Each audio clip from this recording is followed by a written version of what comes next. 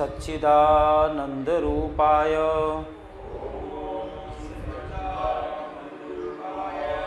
विश्वोत्पत्त्यादिहेतवे तापत्रय विनाशाय श्रीकृष्णाय वयं नमः। ओम सर्वे भवन्तु सुखिनः, सर्वे सन्तु निरामयाः,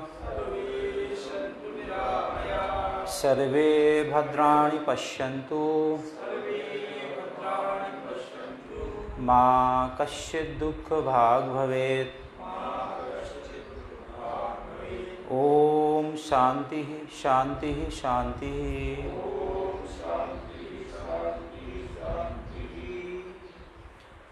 आप सभी के हृदयों में विराजमान परमात्मा को प्रणाम, विश्व वसुंधरा को प्रणाम, भारत भूमि को प्रणाम। यहाँ उपस्थित समस्त भाई बहन और संभवतः जो लोग लाइव देख रहे हों उन्हें भी होली की बहुत बहुत शुभकामनाएं। आज का यह सत्र शुरू हो, जैसा कि आपको मालूम है आज का ये सत्र 6वां सत्र है। आज हम लोग 5वें चैप्टर की बात करने वाले हैं और उसके पूर्व 2 मिनट की भूमिका लेंगे और भूमिका के बाद जो हमारा मूल विषय है उस पर हम लोग आ जाएंगे। 2-4 दिन पहले की बात है, श्री राजेश जी गुप्ता, रोहित जी और पंकज जी और मैं, हम लोग यहाँ बैठे हुए थे। राजेश जी आग्रह कर रहे थे कि आप सत्संग में आया करो। वहाँ पर एक जो सामान्य सा बिंदु निकल के आया, वो प्रायः निकल के आता है और बिंदु ये है, हम आम तौर पर 2 प्रकार की शिकायत करते हैं। एक शिकायत तो हम ये करते हैं कि अभी हमारी उम्र आध्यात्म की नहीं है, सत्संग की उम्र नहीं है। और अगला हम लोग कहते हैं कि चलो ये गीता तो बड़ा टफ सब्जेक्ट है, ये तो बहुत जो आध्यात्म में उच्च अवस्था में लोग हैं उनके लिए है, आम आदमी के लिए नहीं है। इन दोनों विषयों की संक्षेप में मैं बात करना चाहता हूँ।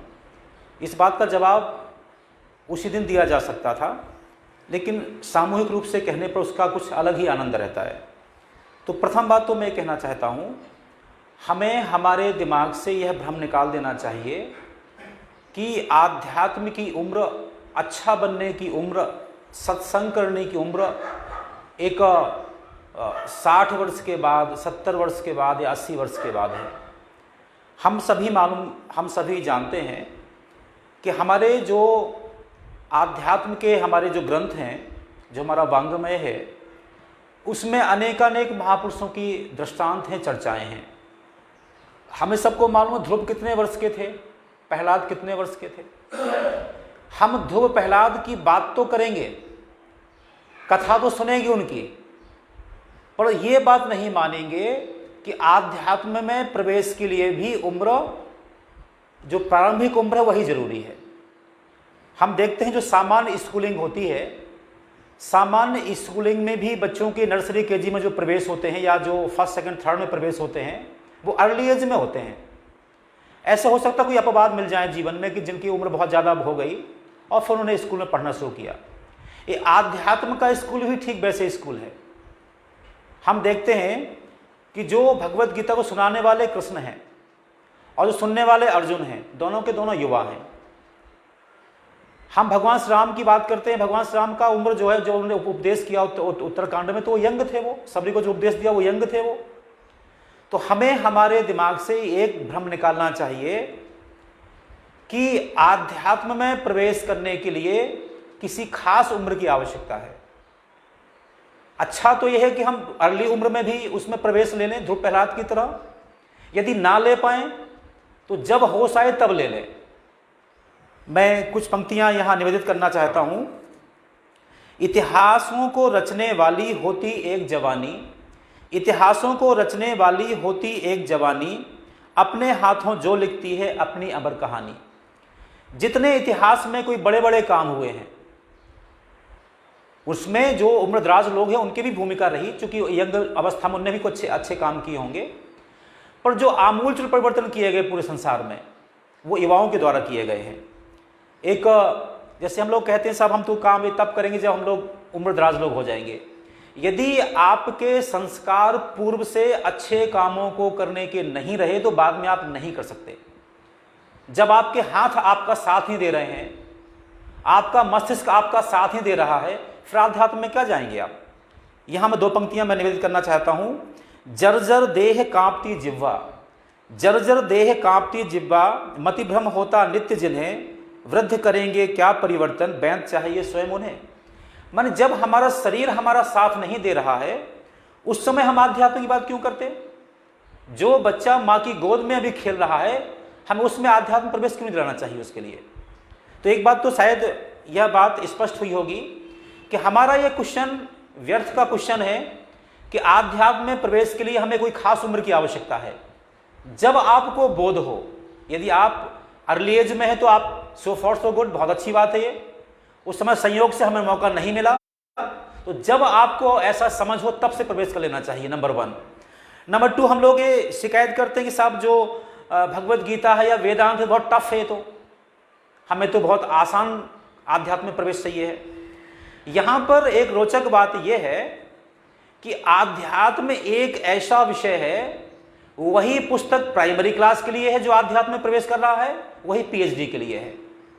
पुस्तकें समान हैं, व्याख्याएं हल्की सी कम ज्यादा हो सकती हैं। जैसे मैं एक उदाहरण देना चाहता हूं कि जैसे हम लोग दवा खाते हैं, दवाओं में उसकी पोटेंशियल होती है, उसकी एमजी होती है कि कोई यदि अपना कोई उसकी उम्र ठीक ठाक है तो कहते 50 एमजी लग जाएगी, बच्चों को 5 एमजी लग जाएगी। या बच्चों को क्या होता है, शुगर कोटेड दवा होती है, वो मीठी मीठी दवा होती है, दबा हुई पर मीठी कर देते हैं उसको। तो जो हमारा वेदांत है वो शुद्ध दवा है पूरी पूरी। जो हमने इतिहास ग्रंथ लिए हैं वो शुगर कोटेड दवा है। पर हमें एक बात ध्यान रखना चाहिए, दोनों में जो एसेंट है वो सेम है। यदि हमने भुला दिया कि जो हमारे इतिहास ग्रंथ हैं वो इससे भिन्न हैं तो बात बिगड़ जाती है। मैं कुछ रामायण की 2-4 चौपाइयों के माध्यम से सिद्ध करूंगा यहां बैठ करके कि जो भगवत गीता कहती है, वेदांत कहता है, वो तो रामायण कहती है। अब हम ना देखें तो हमारी कमी। वही हाल श्रीमद् भागवत कथा का है। यहां पर जो रामचरितमानस है, जो उसका शुरुआत होता है, तो उसमें जो उसके वक्ता हैं भगवान शंकर हैं और जो उसकी श्रोता है वो देवी पार्वती है। तो देवी पार्वती भगवान शंकर से इच्छा व्यक्त करती हैं। वो क्या करती हैं, जो रामायण की चौपाई है, बंदौ पद धर धरन सिर, विनय करहु कर जोर, बरनहु रघुबर बिसद जस, श्रुति सिद्धांत निचोर। वो कहती हैं बंदौ पद धर धरन सिर, विद्या ददाति विनयम, श्रद्धावान लभते ज्ञानम। यदि हमें किसी से कुछ सीखना है, कुछ जानना है, तो उसके प्रति हमें श्रद्धा रखनी होगी।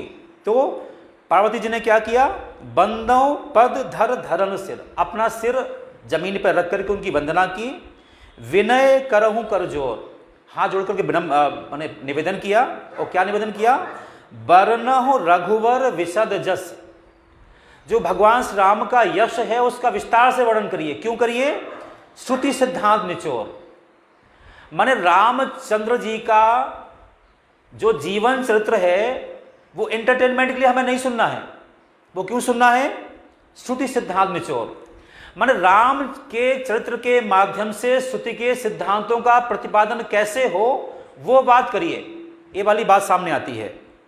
फिर अगली बात क्या आती है कि इसके अलावा गोस्वामी तुलसीदास जी और महर्षि वाल्मीकि जी, ये हमारी धरती के एक प्रकार के सीधे अवतारी पुरुष हैं। तो अपने गोस्वामी जी क्या कहते हैं, सीय राम मैं सब जग जानी, करहूं प्रणाम जोर जुग पानी। माने गोस्वामी तुलसीदास जी जो रामचरितमानस के रचयिता हैं, उन्होंने प्राणी मात्र में एक भगवान के दर्शन किए। यही तो गीता कहती है। गीता क्या कह रही है, ईश्वरा सर्वभूतानां हृदय सर्वं तिष्ठति। वाल्मीकि जी क्या कहते हैं, जब भगवान राम वन में जाते हैं उनसे पूछते मैं कहाँ रहूं, तो क्या जवाब देते हैं वो, पूछहूं मोहि कि रहूं कहाँ, मैं पूछहूं सच्चाई, जहां न हो तहां दे कहो, तुम्हें दिखावो ठाओ। माने यह कथन कह रहे हैं महर्षि वाल्मीकि जो रामायण के रचयिता हैं। भगवान से कहते आप आखिर ऐसा स्थान कौन है जहां पर आप नहीं है। अभिप्राय इतना सा है कि गोस्वामी तुलसीदास जी जिनके प्रति हमारा आदर है या महर्षि वाल्मीकि जी जिनके प्रति हमारा आदर है, वो दोनों क्या कर रहे हैं, वो ये कह रहे हैं हमें सारे जगत में सारी सृष्टि में परमात्मा के दर्शन यदि नहीं होते तो हम रामचरितमानस के उपासक नहीं हैं। अगली बात, बड़ा भारी भ्रम हो जाता है। आज संयोग से वो आपको श्लोक सुनने को मिलेंगे जहां भगवान ने कर्मयोग, भक्तियोग, ज्ञानयोग को परिभाषित किया है 5वें चैप्टर में। तो हम लोग कहते हैं भक्ति को हमने आज से समझ नहीं पाए, भक्ति को हमारी क्या है, माने हमने जोड़ दिया भक्ति को पाखंड से। मुझे कहते हुए बड़ा अफसोस होता है, काश हमारे धर्माचार्य जो हमारे लीडिंग पर्सनालिटी हैं उन्होंने धर्म को सही सही तरीके से व्याख्या की होती। दुर्भाग्य से उन्होंने नहीं की तो जो श्रोता लोग हैं उन्हें उसको समझा होता तो बात बन जाती। ऐसा हुआ नहीं। ऐसा इसलिए नहीं हुआ क्योंकि हमने उन लोगों को प्राथमिकता दे दी जो धर्म से जिनका कोई नाता नहीं है। थोड़ा भक्ति को समझिए आप। भक्ति का जो नवदा भक्ति भगवान जो राम ने दी है सबरी जी को, एक बात मैं और कहना चाहता हूं कि रामचरितमानस में भगवान राम मुख्य पात्र हैं उसके। तो जहां जहां श्री राम ने जो बात कही है वो बात अनुकरणीय है। बाकी चूंकि रामचरितमानस इतिहास ग्रंथ है, उसमें रावण का भी किरदार है, कुंभकर्ण भी का भी किरदार है। हाँ, यदि कोई अच्छी बात वो कहे तो हमें वो भी ग्रहण कर लेना चाहिए। माने यदि अच्छी बात कोई बुरे से बुरा आदमी कहे तो उसे ग्रहण करने में हमें कोई हर्ज नहीं है। किंतु यहां मुख्य बात यह है, संपूर्ण रामचरितमानस में श्री राम ने जहां जहां बात की है वो क्या क्या बात की है, यदि उस बात पर हमारा फोकस है हम बहकेंगे नहीं, हम गलत दिशा में जाएंगे नहीं। जो पहली चौपाई क्या आती है, प्रथम भगति संतन कर संगा, दूसरे रतिमम कथा प्रसंगा। माने सबसे पहला तो हमारा काम यह है कि जो सत्संग जहां हो रहा हो हमारा वहां पे बैठना शुरू हो जाए। ये हमारा प्राइमरी क्लास में एंट्रेंस है हमारा। अब आप कल्पना करें, यदि दुनिया में कोई एक ऐसा विद्यार्थी जिसने 5 वर्ष की उम्र में प्राइमरी क्लास में एडमिशन लिया और 50 वर्ष का होने के बाद वो वहीं का वहीं पढ़ता रहे, उसे क्या कहेंगे आप? तो नवदा भक्ति में केवल 9 स्टेप है ना। तो पहला स्टेप है ये केवल कि हम संतों का सत्संग करें, ये पहला स्टेप है। और लास्ट क्या है, नवम सरल सब सन छलहीना, मम भरोस हृदय हर्ष न दीना। माने यदि हम केवल सत्संग को ही पकड़े रहे और उसका हमने लास्ट उपसंहार नहीं पकड़ा, हम कर क्या रहे हैं? मैं आज प्रार्थना करता हूं जो लोग यहां उपस्थित हैं वो, और जो लोग मेरी बात को सुन रहे हैं वो, जो रामचरितमानस कह रही है वो तो भगवत गीता कह रही है। वो क्या कह रही है? नवम सरल सब सन छलहीना। माने हम सारे संसार के प्राणियों के साथ छल छद्म का व्यवहार बंद कर दें, सबके साथ एक जैसा व्यवहार करें। और अगला क्या करें? मम भरोस ही हर्ष न दीना। आप कल्पना करिए, यदि किसी व्यक्ति का हल्का सा पहचान किसी मंत्री से हो जाता है, मुख्यमंत्री से हो जाता है, उसका क्या हाल होता है उस आदमी का? और भगवान से जुड़ जाए तो हमारे हृदय में दीनता का भाव क्यों आना चाहिए? तो भगवान कहते हैं कि यदि आपने संबंध जोड़ लिया मुझसे तो आपके दिमाग, आपके मस्तिष्क में हमेशा हर्ष होना चाहिए, कभी दीनता का भाव नहीं रहना चाहिए। अब आप मुझे बता दीजिए, क्या हम लोग अभी पिछले 6 दिनों से भगवत गीता को सुना, यही बात तो है कि हम अपने चरित्र का उत्थान करें। अब इसी बात को जो भगवान राम उत्तरकांड में उपदेश करते हैं, वो क्या कहते हैं? परहित सरस धर्म नहीं भाई, पर पीड़ा सम नहीं अधमाई। माने क्या इससे कोई स्पष्ट बात हो सकती है? यदि संपूर्ण रामचरितमानस सुनने के बाद, उसके 50-50 पारायण करने के बाद, यदि हमारे स्वभाव में, हमारे व्यवहार में यह भाव नहीं आया, क्या व्यवहार नहीं आया? परहित सरस धर्म नहीं भाई, पर पीड़ा सम नहीं अधमाई। यदि हमारे स्वभाव में, हमारे संस्कार में, हमारे व्यवहार में परोपकार की भावना नहीं आई तो हम रामचरितमानस के उपासक हो ही नहीं सकते। अब आप मुझे बताइए, यही तो वेदांत है। वेदांत क्या है? हम लोग पिछले 5 दिनों से भगवत गीता को सुन रहे हैं। आप मुझे बताइए, कैसे कुछ भिन्न मैंने कहा? नहीं कहा, कुछ भिन्न है ही नहीं। तो जो हमारे दिमाग में बात घुस गई है, भक्ति का मतलब क्या? हम माला को लेकर बैठ जाएं किनारे में, भक्ति बिल्कुल नहीं है। यदि माला पकड़ने के बाद हमारे मन मस्तिष्क में यदि हम राम के उपासक है, हमें रामत्व तो नहीं आया, देवी के उपासक है, हमारे में देवत्व तो नहीं आया, हम शिव के उपासक हमें शिवत्व तो नहीं आया, हमारी भक्ति किसी काम की नहीं है। अगली बात मैं कहना चाहता हूं, आजकल भागवत कथा का बड़ा फैशन आ गया है। अच्छी बात है, बुरी बात नहीं, होना चाहिए। जब भागवत कथा शुरुआत होती है उसमें चतुर्थ श्लोकी भागवत आती है। वो क्या है? माने भगवान विष्णु भगवान ब्रह्मा को सुनाते हैं कि जो इस सृष्टि का निर्माण करना है आपको, तो उसमें यह ध्यान रखना है। आपको ध्यान क्या रखना है? जो चतुर्थ श्लोकी भागवत है उसका हिंदी ट्रांसलेशन यह है कि सृष्टि के पहले परमात्मा था, जब सृष्टि नहीं होगी तब भी परमात्मा रहेगा। माने परमात्मा कभी क्षय नहीं होता, वो अक्षय है। तो सारे संसार में यदि हमारी दृष्टि यह हो जाए, ईश्वरा सर्वभूतानां हृदये सर्वं तिष्ठति, यही तो एक भागवत कह रही है। अब हाल क्या हो गया है? संपूर्ण भागवत कथाएं शायद कोई बिरली बची होंगी, केवल डांस, केवल नाच, केवल गाना, कुछ नहीं होता इसके अलावा। आप कल्पना करिए, हम कहते दंडवत, लंबवत, भागवत, माने भगवान के समान। हमने सप्त दिवसीय भागवत सुनने के बाद यदि भगवान के 2 संस्कार भी हमारे अंदर नहीं आए, हमने क्या किया? जो उसका प्रथम श्रोता परीक्षित है, विद इन 7 डेज वो मोक्ष पा लेता है। मोक्ष माने क्या?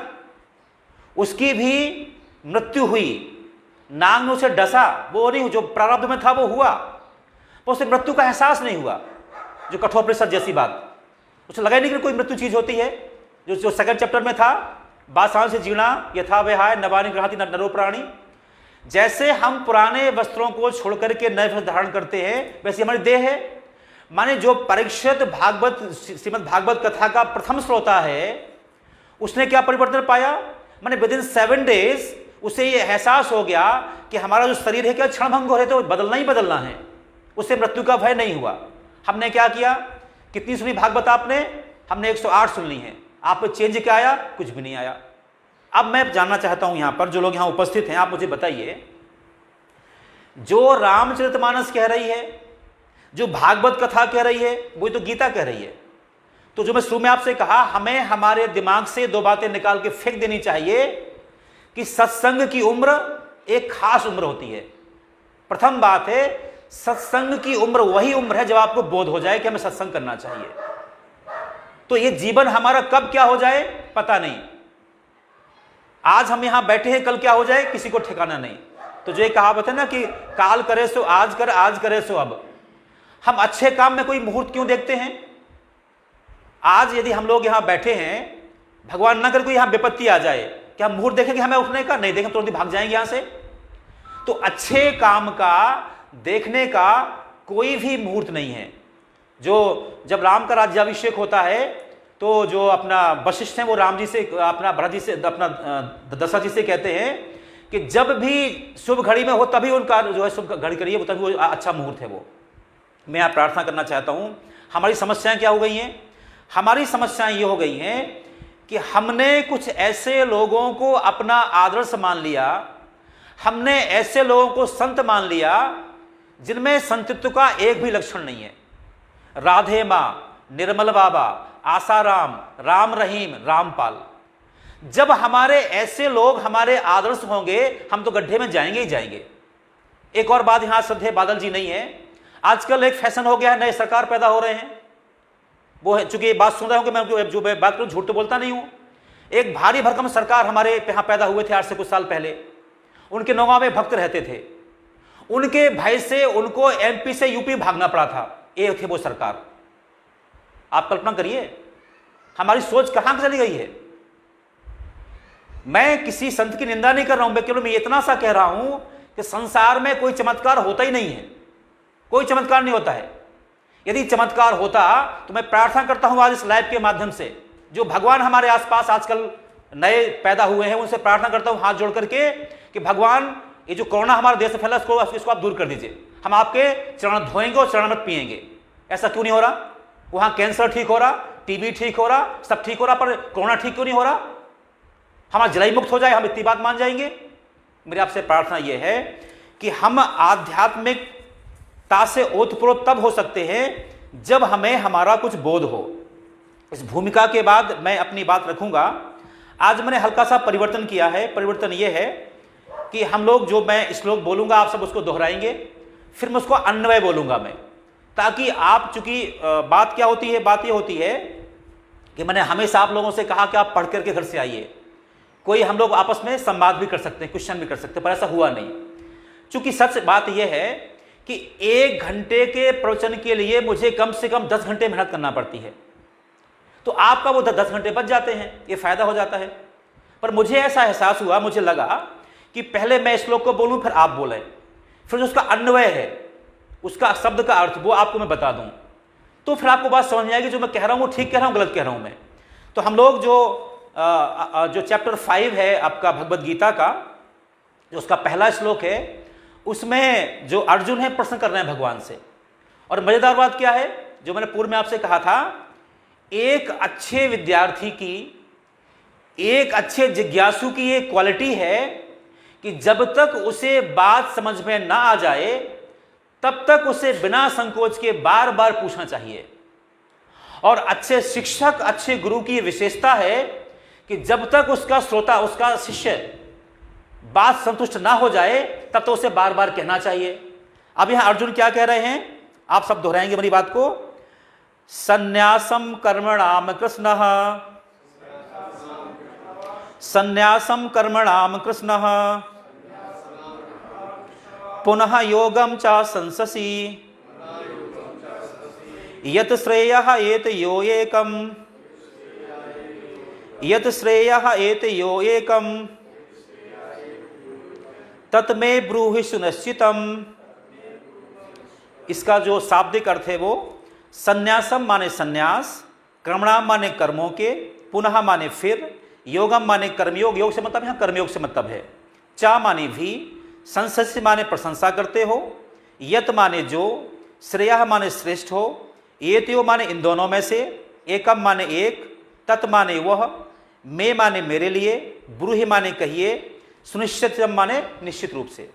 इसका अर्थ यह हुआ कि संन्यासम कर्मणाम कृष्णः, आप कहते हैं हम कर्मों से संन्यास ले लें, फिर आप कर्मयोग की प्रशंसा करते हो, माने आप ही कहते हो कि हमें संन्यास या जो अपना जो ज्ञान योग है वो ज्यादा श्रेष्ठ है, फिर आप कहते हो कर्मयोग अच्छा है। तो यत श्रेयः एतयो एकम, इन दोनों में जो श्रेष्ठ हो, तत् में ब्रूहि, वह मुझे कहिए, सुनिश्चितम, कंफ्यूज मत करिए। माने आप कहते हैं कि ज्ञान योग ठीक है, आप कहते हैं कर्मयोग ठीक है, तो जो दो में से ठीक हो मुझे बताइए, ये इसका प्रश्न है। अब आपको याद होगा जो प्रश्न अर्जुन जी ने 5वें अध्याय के पहला जो पूछा, जो जिसको मैंने अभी दोहराया है, ठीक यही प्रश्न उन्होंने पूछा था 3रे अध्याय के पहले श्लोक में। क्या था वो? जायसी चेत कर्मणः यत में मता बुद्धि जनार्दनः तत् किम कर्मणि घोरे माम नियोजसी। उन्होंने वहां भी कहा था यदि कर्मयोग बुद्धियोग से अच्छा है तो भैया हमें महान कर्म में क्यों लगा रहे हैं आप। अब आप, मैं कहना ये चाहता हूं, उन्होंने 3रे अध्याय से लेकर के 2nd चैप्टर, 3rd चैप्टर और 4th चैप्टर में अनेक श्लोक उन्होंने दोहराए इस बात को समझाने के लिए। फिर प्रश्न क्या आज 5वें अध्याय में ज्यों का त्यों प्रश्न है। हमें समझना यहां पर यह है कि हमेशा 2 और 2 4 ही होते हैं। आप 2 बार पूछेंगे 4 ही उत्तर आएगा, 10 बार पूछेंगे 4 ही उत्तर आएगा, 10 लोगों से पूछेंगे 4 ही उत्तर आएगा, 100 लोगों से पूछेंगे 4 ही उत्तर आएगा। माने जो सच है वो एक ही रहने वाला है, हल्की सी व्याख्या में हल्की अंतर आ सकता है। आपको याद होगा भगवान कृष्ण ने 3रे चैप्टर में कहा था, नियतम कुरु कर्म तुम कर्म जायो ही अकर्मणः शरीर यात्रापि चाते ना प्रसिद्धेत अकर्मणः। माने बिना कर्म किए हमारा जो सांसारिक जीवन है चल ही नहीं सकता। आप बताइए, जैसे ये सोफा, मैंने कहा सोफा निष्क्रिय है, चलता उल्टा नहीं है। हम लोग क्या करते हैं, सुबह से शाम तक जो हमारे में मूवमेंट होता है, हम सोते हैं, जागते हैं, उठते हैं, बैठते हैं, ये हमारा जीवंत होने का प्रमाण है। तो क्या भगवान ने कहा, शरीर यात्रापि चाते ना प्रसिद्धेत अकर्मणः। माने बिना कर्म किए हमारे जीवन की यात्रा भी संभव नहीं है। तो काम तो करना पड़ेगा आपको, क्योंकि बिना काम करने से काम करना ज्यादा श्रेष्ठ है। फिर उन्होंने कहा था उसके ठीक अगले श्लोक में, 8वें श्लोक 9वें श्लोक में क्या कहा था, यज्ञार्थात् कर्मणो अन्यत्र लोको अयम कर्म वंदनः तदर्थम कर्म कौन्ते मुक्त संगा समाचार। क्या था? यज्ञार्थात् कर्णो अन्यत्र लोको अयम कर्म वंदना। माने यज्ञीय जो कर्म होते हैं उनको छोड़कर के सारे कर्म बंधनकारी हैं। यज्ञीय कर्म क्या है? यज्ञीय कर्म वो हैं जो मैं काम कर रहा हूं उसमें मेरा भला हो पर जगत का भला भी हो, यह है यज्ञीय कार्य। तो यज्ञीय कार्य करने पर, या यहां पे एक और बात, मेरा भले बुरा हो जाए पर जगत का बुरा ना हो, यह यज्ञीय कार्य है। इस बात को मैं और स्पष्ट कर दूं आपको, हमारी भारतीय संस्कृति में यज्ञीय कार्य को हमने अपने संस्कार में जोड़ा था। माने हमारी हर क्रियाकलाप में, हमारे हर प्रयास में वो जुड़ा हुआ था। हमने समाज के हित को देखा पहले, अपना हित देखा बाद में। आज भी हमारी माताएं बहनें जब भोजन पकाती हैं तो पहली रोटी गाय को देती हैं, बाद में अपने लिए रोटी पकाती हैं। ये यज्ञीय जीवन है। हमें याद है, हम गांव में पैदा हुए हैं, किसान के यहां कुछ भी पैदा होता था, उस उपज का पहला जो उसका शेयर है वो पहले मंदिर जाता था, ब्राह्मण देवता के पास जाता था। ये यज्ञीय जीवन है। तो माने हम जो है अपने लिए भले कष्ट सह लें पर समाज का कल्याण हो, यह यज्ञीय जीवन है। भगवान कृष्ण ने कहा था, योगस्ता कुरु कर्माणि संगम त्यक्त्वा धनंजया सिद्धि असिद्धि समो भूत्वा समुत्तम योग उच्यते। योगी व्यक्ति क्या होता है? जिसमें सिद्धि और असिद्धि के प्रति, सफलता असफलता के प्रति, साथ ही साथ जगत के सारे व्यवहार के प्रति समत्व का भाव आ जाए। समत्व का भाव क्या है? अभी हम हमेशा भेद देखते हैं, हमेशा हम तुलना करते हैं, ये छोटा है ये बड़ा है। जो हमारी मूलभूत संस्कार हैं, मूलभूत स्वभाव सबके एक जैसे हैं। तो जिस दिन हमारे में समत्व का भाव आ जाए, आप मानिए आप धार्मिक हो गए, आप आध्यात्मिक हो गए। इसके अलावा कोई उपाय इसका है नहीं है। मेरा कहने का मतलब ये, एक और उन्होंने बोला था, ये 48 नंबर का श्लोक है और 50 में क्या बोला था? बुद्धि युक्तो जहाति उभे सुकृत दुष्कृते तस्मात् योगाय जिस योगा कर्मसु कौशलम। माने योगी व्यक्ति वह है जिसमें समत्व का भाव आ गया है। योगी व्यक्ति वह है जिसमें योगा कर्मसु कौशलम। हम निकम्मे निष्क्रिय व्यक्ति को कभी योगी नहीं कह सकते हैं। माने हमें हमारी परिभाषाएं बदलना पड़ेंगी।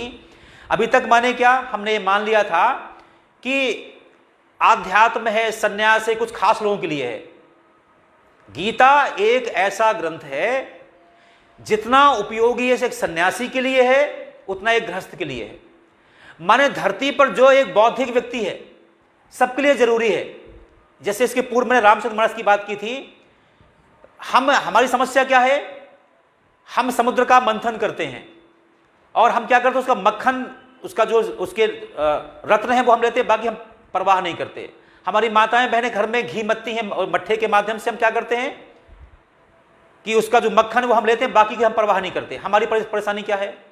जो रामचरितमानस का मक्खन है वो फेंक देते हैं, छूते नहीं उसको, मट्ठा पीते फिरते हैं। वही भागवत का हाल है। तो भगवत गीता में हाल वही है कि अभी जो सेकंड नंबर, ये तो भगवान जो अपना अर्जुन ने प्रश्न किया, अब जो उत्तर देना आप सुनिएगा आप। माने जो अभी तक सेकंड नंबर चैप्टर में, थर्ड में, फोर्थ में जो कहा, सेकंड बात वही रिपीट हो रही है। माने हम एक बात को बार बार उसका रिपीटिशन कर रहे हैं। इसको आप सब लोग दोहराएंगे मेरे साथ में। संन्यासः कर्मयोगस्य, संन्यासः कर्मयोगस्य निःश्रेयस्करौ उभौ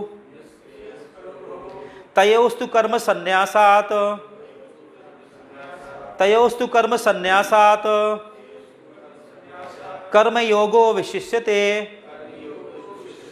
जिसका अन्वय है वो इस प्रकार है, संन्यासः माने संन्यास, कर्मयोगस्य माने कर्मयोग में, निःश्रेयस माने निःश्रेयस करो उभौ माने में जो श्रेयकर है, उभौ माने दोनों, तयो माने दोनों में से, तू माने लेकिन, कर्म संन्यास माने कर्म से संन्यास, कर्मयोगा माने कर्मयोग, विशिष्टते माने विशेष है। अब यहां भगवान क्या कह रहे हैं? संन्यासः कर्मयोगस्य निःश्रेयस करो उभौ। माने संन्यास और कर्मयोग दोनों के दोनों श्रेष्ठ हैं, लेकिन तयोस्तु कर्म संन्यासात्, इसके बाद भी जो कर्मयोगो विशिष्टते, जो कर्मयोग है वो कर्म संन्यास से ज्यादा श्रेष्ठ है। आप समझिए यहां ध्यान से, यहां मैं अभी आगे एक्सप्लेन करूंगा। जो कर्मयोग है वो कर्म संन्यास है, उसमें जरा भी अंतर नहीं है। पर अंतर क्या है कि हम जब शुरुआत हम कोई चीज को प्रवेश कर रहे हैं तो जब हम कर्मयोग में प्रवेश करते हैं, जो कर्मयोग की उच्चतम अवस्था है वो कर्म संन्यास है। हम जब जैसे घर में हम एंट्री मारते हैं वो हमारा कर्मयोग है, और जब घर में आराम से बैठ जाते हैं वो क्या कर्म संन्यास है। इसको यूं समझिए आप, जो सन्यासी क्या करता है, सन्यासी भगवान का यंत्र बन के काम करता है, उसमें अहंकार नहीं होता कर्तापन का। और कर्मयोगी क्या होता है, उसमें काम के करने का कर्तव्य बोध होता है। अंतर यह है, तो आप समझिए। वैसे तो हम सब जानते हैं, हम कई बार इस बात को सुना भी होगा, अभी हम यहां भी सुना चुके हैं आपसे।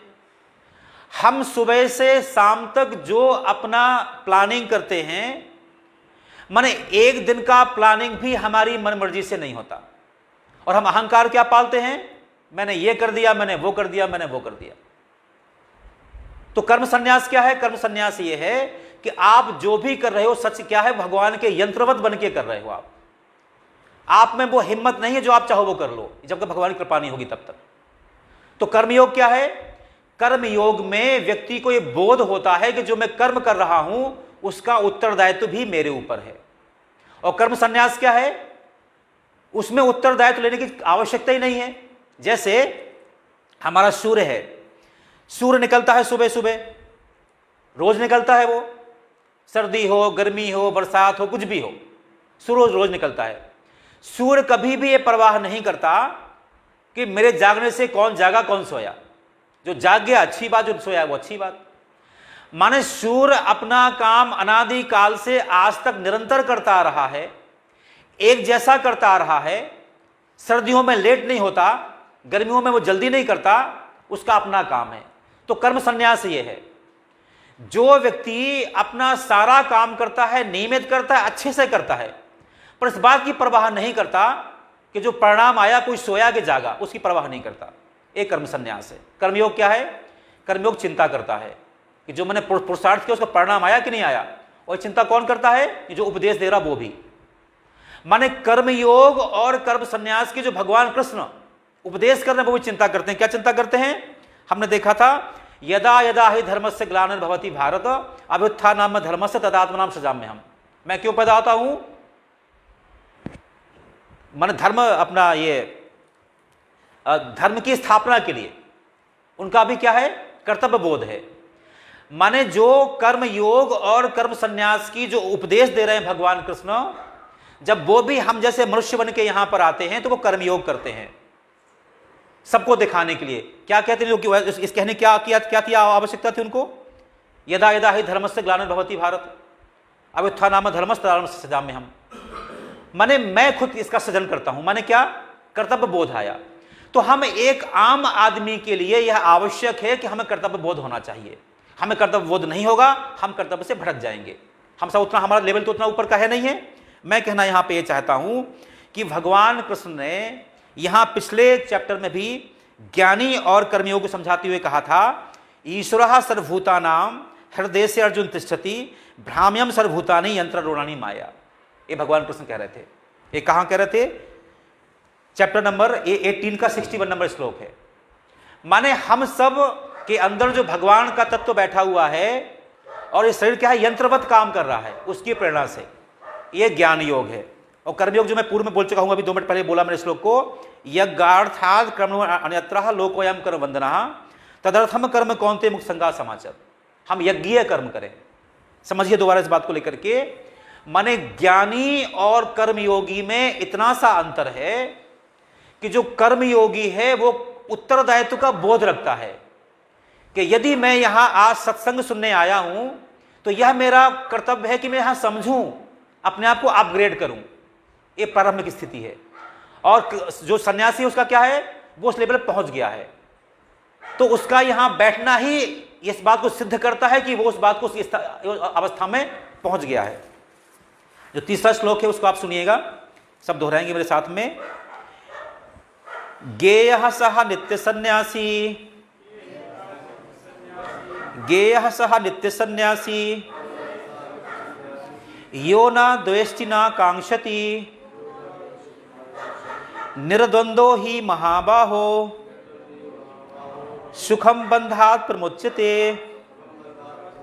इसका जो अन्वय है वो इस प्रकार है, ज्ञेयः माने जानना चाहिए, सह माने वह, नित्य सन्यासी माने जो सदा सन्यासी है, ना माने कभी नहीं, द्वेष्टि माने द्वेष करता है, ना माने और ना ही, कांक्षति माने इच्छा रखता है, निर्द्वंद्व माने जो द्वंद्वों से मुक्त है, ही माने निश्चय ही, महाबाहो माने बलिष्ठ भुजाओं वाले अर्जुन, सुखम माने सुखपूर्वक, बंधात माने बंधन से, प्रमुचिते माने मुक्त हो जाता है।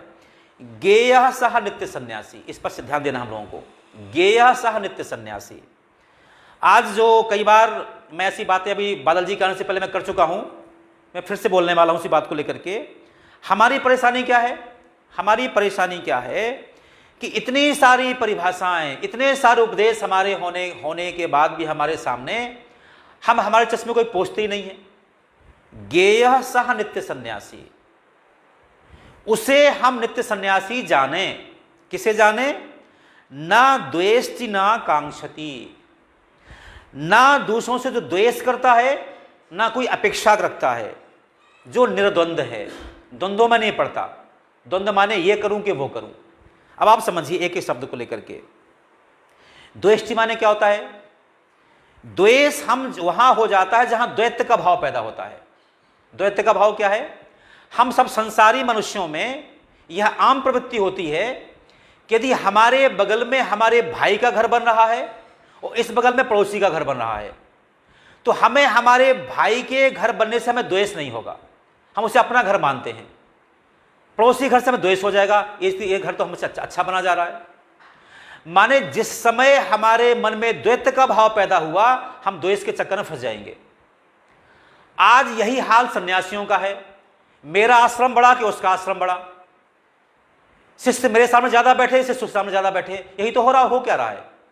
काश, क्षमा कीजिए, यदि ये ना होता तो प्रत्येक सन्यासी शपथ करवाता अपने शिष्यों से। हम कहते हैं गौ माता की जय, भारत माता की जय, गंगा माता की जय। हमें शपथ क्यों नहीं करवाते प्रत्येक अपने शिष्य से कि जो व्यक्ति यहां बैठा है, यदि वो गौव्रती नहीं है, वो गाय के दुग्ध को नहीं पीता, उसे बैठने का यहां अधिकार नहीं, आप यहां जाइए यहां से। कोई सन्यासी ऐसा बोलता? कोई हिम्मत करता ऐसा कहने की? नहीं हिम्मत करता। क्या भाव है ये? माने आप में और एक गृहस्थ में अंतर क्या है?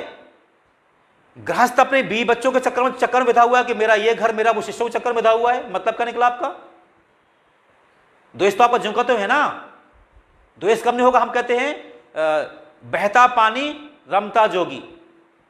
सन्यास की परंपरा तो यह थी कि आज सन्यासी नौगांव में है, कल छतरपुर में होगा, पर टीकमगढ़ में होगा। यहां का आश्रम भी उसका है, वहां का आश्रम भी उसका है, वहां का भी आश्रम उसका है। ये क्या बात है सब? तो हमें समझना यह चाहिए, ज्ञेयः नित्य सन्यासी। सचमुच सन्यासी वो है, हम जो यहां बैठे हैं, मैं उनसे प्रार्थना करता हूं, अपने चश्मों को पोंछ लीजिए।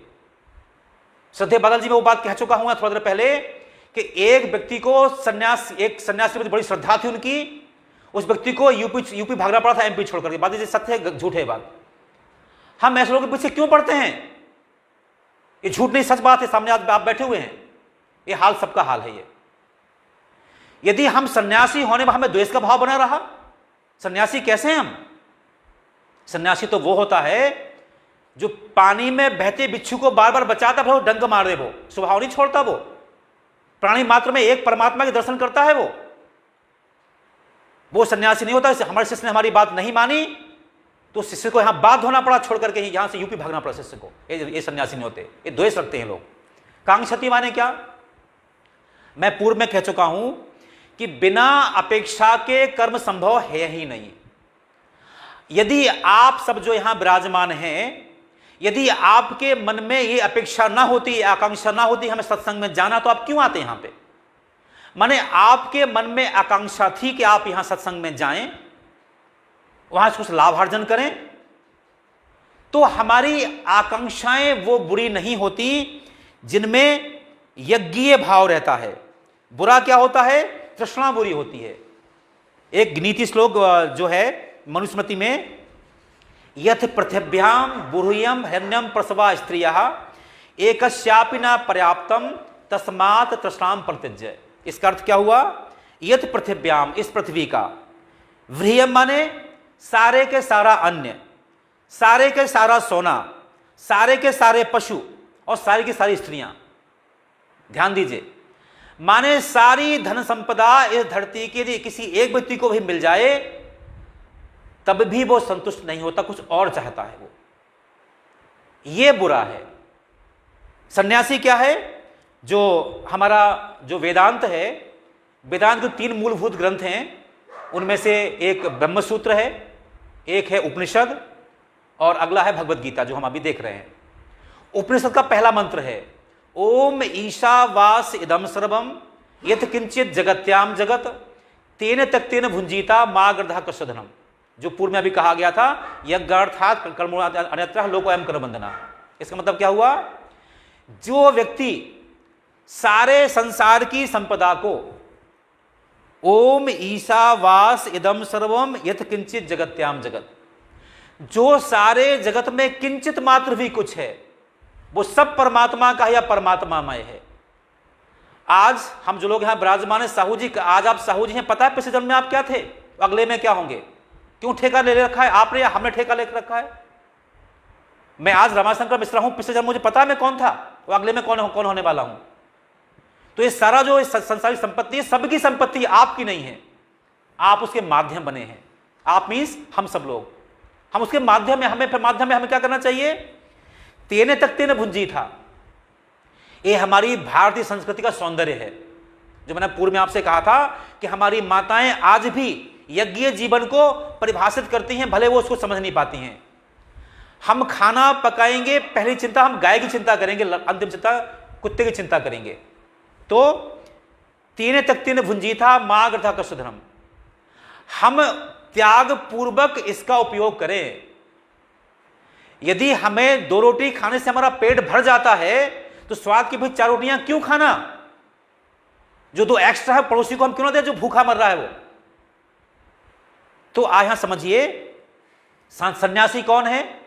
सन्यासी माने नित्य सन्यासी, दिखावटी नहीं जैसे कपड़े पहन लिए।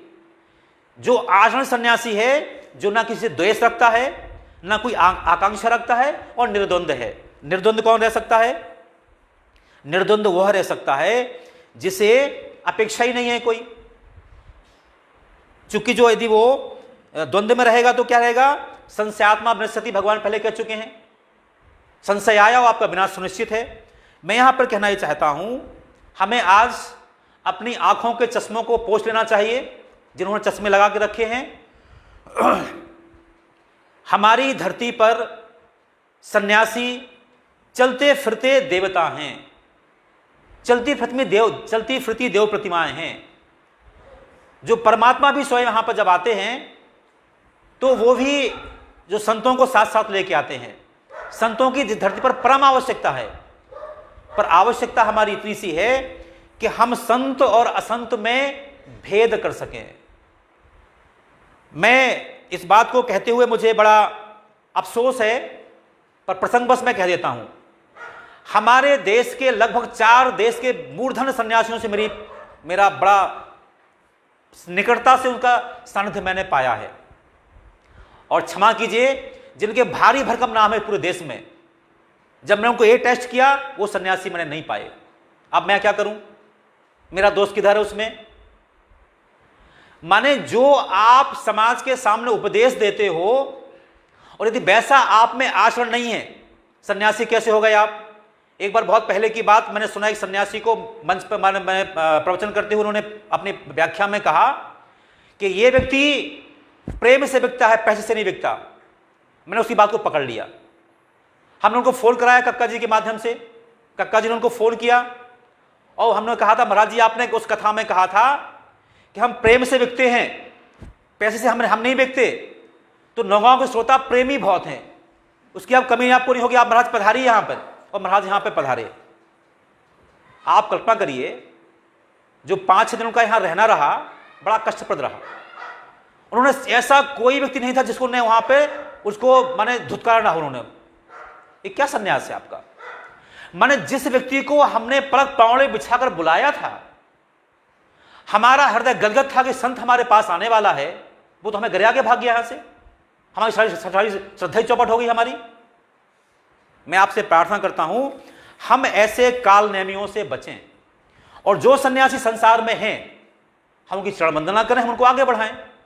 यद्यपि सन्यासी की अपेक्षा कभी नहीं होती कि उसे कोई उसकी महिमान्वित करे, पर जो सन्यासी आज इस धरती पर हैं, ये हमारा परम कर्तव्य है कि हम उनको धक्का मार के प्रार्थना करके विनती कर, महाराज जी आप प्लीज आइए हमारे पास, हम उनको महिमान्वित करें। ये बात मैं कहना चाहता हूं। अगला श्लोक भगवान कहते हैं, सब दोहराएंगे इसको। सांख्य योगई पृथगवाला, सांख्य योगई पृथगवाला, प्रवदन्ति ना पंडिता, एकम अपि आस्थितः, सम्यक उभयो विद्यते फलम।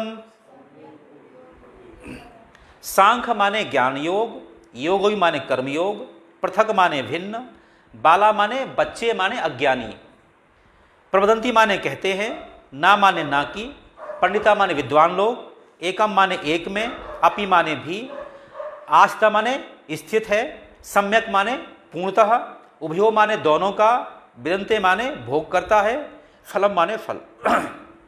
आप समझ लीजिए, सांख्य योगौ पृथक वाला, प्रवदंती ना पंडिता, माने ज्ञान योग को और कर्म योग को जो पृथक कहते हैं वो बच्चे हैं, अज्ञानी हैं।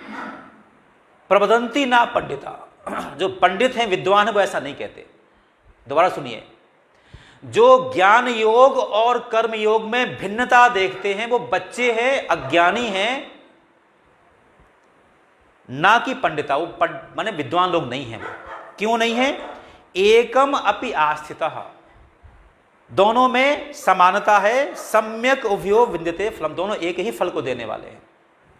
जो मैंने पूर्व में आपसे कहा था कि जो कर्म योग है वो सांख्य योग या ज्ञान योग की कुछ पहले की अवस्था है, लास्ट में तो उसका वही है। जैसे हम लोग यहां आज बैठे और हम इस भाव से आए कि हम सत्संग में जाएंगे, हमें कुछ फायदा होगा, यहां कुछ सुनेंगे, हमें अपेक्षा थी, ये कर्मयोग हो गया। माने कर्म करने के बाद उसके फल के प्रति हमारा उत्तरदायित्व बोध भी होना चाहिए। ये सामान्य सी बात है। हम इस हॉल को सुबह से शाम तक साफ करते हो, साफ ही ना हो तो कुछ संभाल तो होगा ना होगा। माने हम कर्म करें, हमें कर्तव्य का बोध हो, उसके प्रति रेस्पॉन्सिबिलिटी भी हमारे में आए, यह कर्म योग है। और ज्ञान योग क्या है? इसकी उच्चतम अवस्था है। उच्चतम अवस्था क्या है? अनेक बार ऐसा भी होता है, अनेक बार ऐसा भी होता है कि आप सत्संग करते करते हार जाएंगे, टूट जाएंगे, कोई सुनेगा नहीं आपकी बात को। और रामचरित मानस की बात की है, विशुद्ध रामचरित मानस का कहीं सत्संग करा दीजिए, आप 10 लोग नहीं बैठेंगे वहां पे। विशुद्ध भागवत कथा करा दीजिए, 5 लोग नहीं बैठे वहां पे।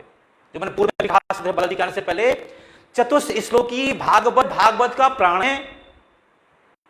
आप प्राण के विपरीत आप कैसे काम कर सकते हैं? यदि संपूर्ण कथाएं सुनाने के बाद हम व्यक्ति में भागवतता पैदा नहीं कर पाए, उसका फल तो निष्फल गया ना। माने आज के जमाने में भागवत की पूर्णता इस बात पे होती है वहां कितना अच्छा डांस हुआ था, कितना अच्छा पंडाल लगा था, कितना अच्छा संगीत हुआ था। इसका मतलब क्या निकलता है आपका? हम इसकी निंदा नहीं करते, होना चाहिए, अच्छी बात है। यदि आपका संगीत, यदि आपका नृत्य, ये सब उस कथा में सहायक हैं, आपका सब अभिनंदनीय है, कथा में बाधक है तो हम कल परसों राजेश भैया से बात कर रहे थे। हम लोगों ने किसी को सुना, किसी जो गीता पर व्याख्यान जो सज्जन कर रहे थे, बहुत अच्छा बोल दूंगी, मैंने तारीफ भी की थी यहाँ पे कि वो सचमुच मुझसे बहुत योग्य हैं। पर हम एक श्लोक को 2.5 घंटे व्याख्या कर रहे हैं, उसमें क्या होगा? श्लोक गायब हो जाएगा, व्याख्या आगे बढ़ जाएगी, मूल भाव से आप भटक जाएंगे। कहने का अभिप्राय यहां पर इतना सा है कि जो सांख्य योग है और कर्म योग है, इसमें बिल्कुल अंतर नहीं है।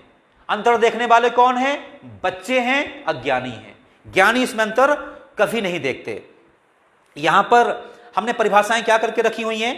एक गीता का श्लोक है, अनाश्रितः कर्म फलम कार्यम कर्म करोति या सा सन्यासी चा योगी चा न निरग्निर्ना चा क्रिया। यह यद्यपि श्लोक आगे का है, ये जो अभी 6वां अध्याय मिलेगा उसका पहला श्लोक है ये।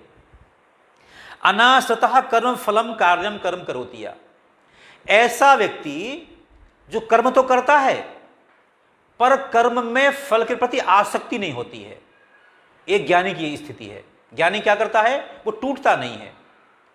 ज्ञानी यह है, एक सन्यासी थे हमारे पश्चिम बंगाल के, उनका नाम भूल रहा हूं, वो उनका नियम था नित्य गंगा स्नान करना है उनको। तो गंगा स्नान करने उस दिन भी गए। वहां एक विधर्मी का घर था रास्ते में, उसे लगा कि हम इनको तंग करेंगे। सन्यासी जैसे ही गंगा से स्नान करके उस दरवाजे से निकले, उन्होंने उनके ऊपर थूक दिया। कुछ भी नहीं बोला, फिर लौट के चले गए वो। यह क्रम चलते चलते शाम हो गई, कई काउंटिंग हो गई। अंत में वो विधर्मी था, उसने कहा कि आप गुस्से नहीं आ रहा आपको, मैं बार बार आपको थूक रहा हूं, आप यहां से बार बार गंगा नहाने चले जाते हैं। उन्होंने कहा कि वैसे तो मैं रोज गंगा का स्नान करने का सौभाग्य एक ही बार प्राप्त करता था, ये आपकी कृपा है कि आप कृपा से आज मैंने इतने बार सुबह शाम गंगा स्नान कर रहा हूं मैं आपको। ये क्या है, एक ज्ञान अवस्था है। यह ज्ञान की अवस्था सबकी संभावना नहीं है, ये सन्यासियों की होती है। हम जो ग्रस्त लोग हैं, हमें कर्मयोगी होना पड़ता है। हाँ, कर्मयोग की जो अंतिम वो सन्यासी है।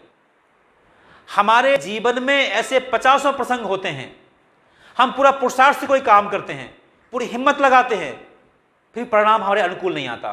पर हम क्या करना चाहिए, काम छोड़ देना चाहिए, छोड़ना नहीं चाहिए। हम तब भी काम करते रहे, उस जैसा मैंने सन्यासी का उदाहरण दिया उस तरह, तब हम क्या बन जाएंगे, हम ज्ञानी बन जाएंगे। तो ये क्या लिखा हुआ है, अनासतः कर्म फलम कार्यम कर्म करोतिया। दुनिया में ऐसा व्यक्ति जो कर्म के फल की में आसक्ति के बिना कर्म करता है, सा सन्यासी चा योगी चा, वही सन्यासी है, वही कर्मयोगी है, ना निरग्निर ना चाक्रिया। ऐसा हमारे में भ्रांतियां हो गई हैं। और रोचक बात देखिए, आज ये मुझे कहते हुए बड़ा अफसोस हो रहा है, माने 5000 वर्ष पहले भी इस धरती पर हम जैसे मूर्ख थे, आज भी है। यदि ना हो तो भगवान कृष्ण को क्यों कहना पड़ता, थोड़ा विचार करिए। माने 5000 वर्षों से भी पहले भगवान कृष्ण ने गीता का उपदेश दिया। यदि इस प्रकार के कंफ्यूजन 5000 वर्ष पहले ना होते तो बात वो कहते क्यों। माने यदि 5000 वर्ष पहले भगवान कृष्ण को यह समझाना पड़ा कि ज्ञान योग और कर्म योग में कहीं कोई भिन्नता नहीं है, तो मानो सब भ्रांतियां थी, भ्रांतियां आज जो की तो हैं। आप कल्पना करिए, जिस संस्कृति के पास गीता ऐसा कोहिनूर हो और उसके पाने के बाद भी हम भिखमंगे फिरते फिरें, पता नहीं कहां सर फोड़ते फिरते, यहां फिरते वहां फिरते वहां फिरते, उस पर दुर्भाग्य क्या हो सकता है।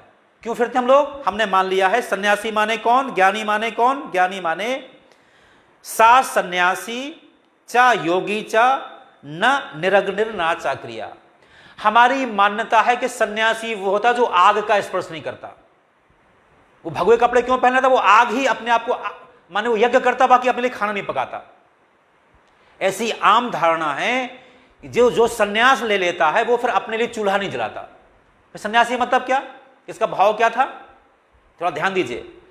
सन्यासी माने वो जो अपने पेट के लिए चूल्हा नहीं जलाता, वो सन्यासी।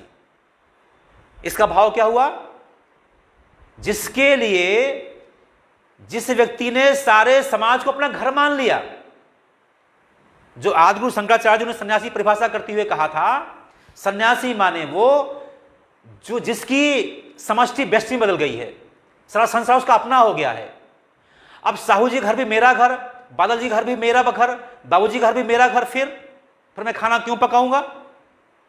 श्री राजीव जी दीक्षित यहां नौगांव में अनेक बार आए, वो कहा करते थे कि मैंने लगभग पूरे भारत की यात्रा की है और मैंने कभी खाना होटल में नहीं खाया। मैं भारतवर्ष ऐसे अच्छे लोग जहां रहते हैं, वहां होटल में जाने की आवश्यकता क्या है मेरे जैसे आदमी को।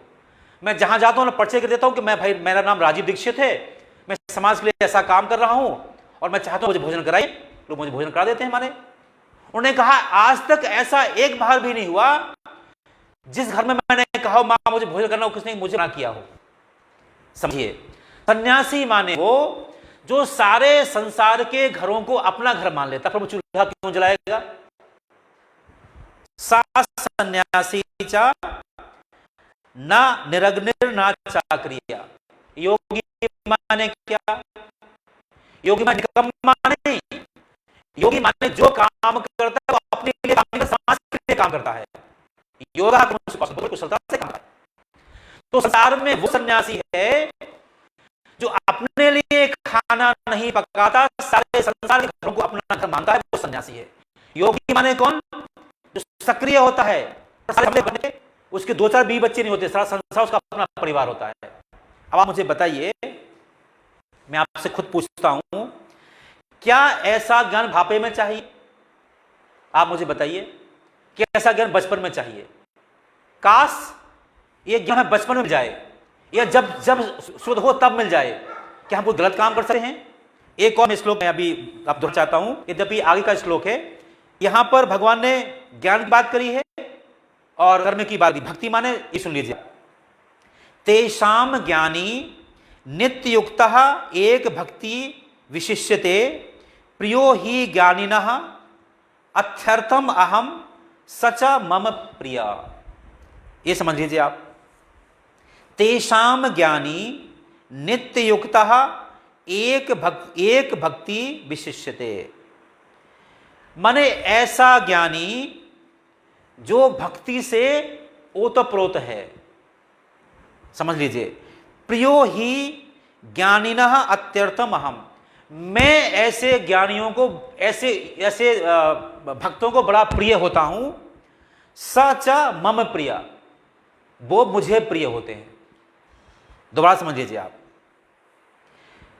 अभी पूर्व हमने सुना है, ऐसा कोई भी व्यक्ति नहीं है जो बिना काम के एक क्षण भी रह पाए। अब यदि आपका कर्म विवेक के रहित होगा तो आप कर्म नहीं करेंगे, विकर्म करेंगे, समस्या पैदा करेंगे। जो छोटा सा बच्चा होता है वो काम बहुत करता है, ये उठाएगा वो फेंगा, आप उसको अरे मत करो, ये मत करो, क्या करोगे? उसको विवेक नहीं है। माने यदि आपका कर्म विवेक से रहित है, ज्ञान से रहित है, तो कर्म क्या बन जाएगा? बच्चे जैसा काम बन जाएगा, वो फलीभूत नहीं होगा। लेकिन आप ज्ञानी भी हैं, कर्मशील भी हैं, पर भक्त नहीं है, विनम्र नहीं है, आप में अहंकार आ जाएगा, काम आपका निष्फल हो जाएगा। तो आध्यात्म के 3 पाए हैं, ज्ञान योग, कर्मयोग, भक्ति योग। ये मैं नहीं कह रहा हूं, भगवान कृष्ण कह रहे हैं, और मैं आप सबसे कह रहा हूं, यहां जो सुन रहे हैं लाइव के माध्यम से, उनको भी कह रहा हूं मैं आपको। यदि मेरा एक शब्द भी धर्म के विरुद्ध है तो आप मुझे रोकिए, टोकिए, मैं ठीक करूंगा अपने आप को, सॉरी बोलूंगा। और सही है तो फिर क्यों नहीं मानना मेरी बात को? आपको मेरी बात माने भगवान कृष्ण की बात, मैं तो कुछ नहीं कह रहा हूं।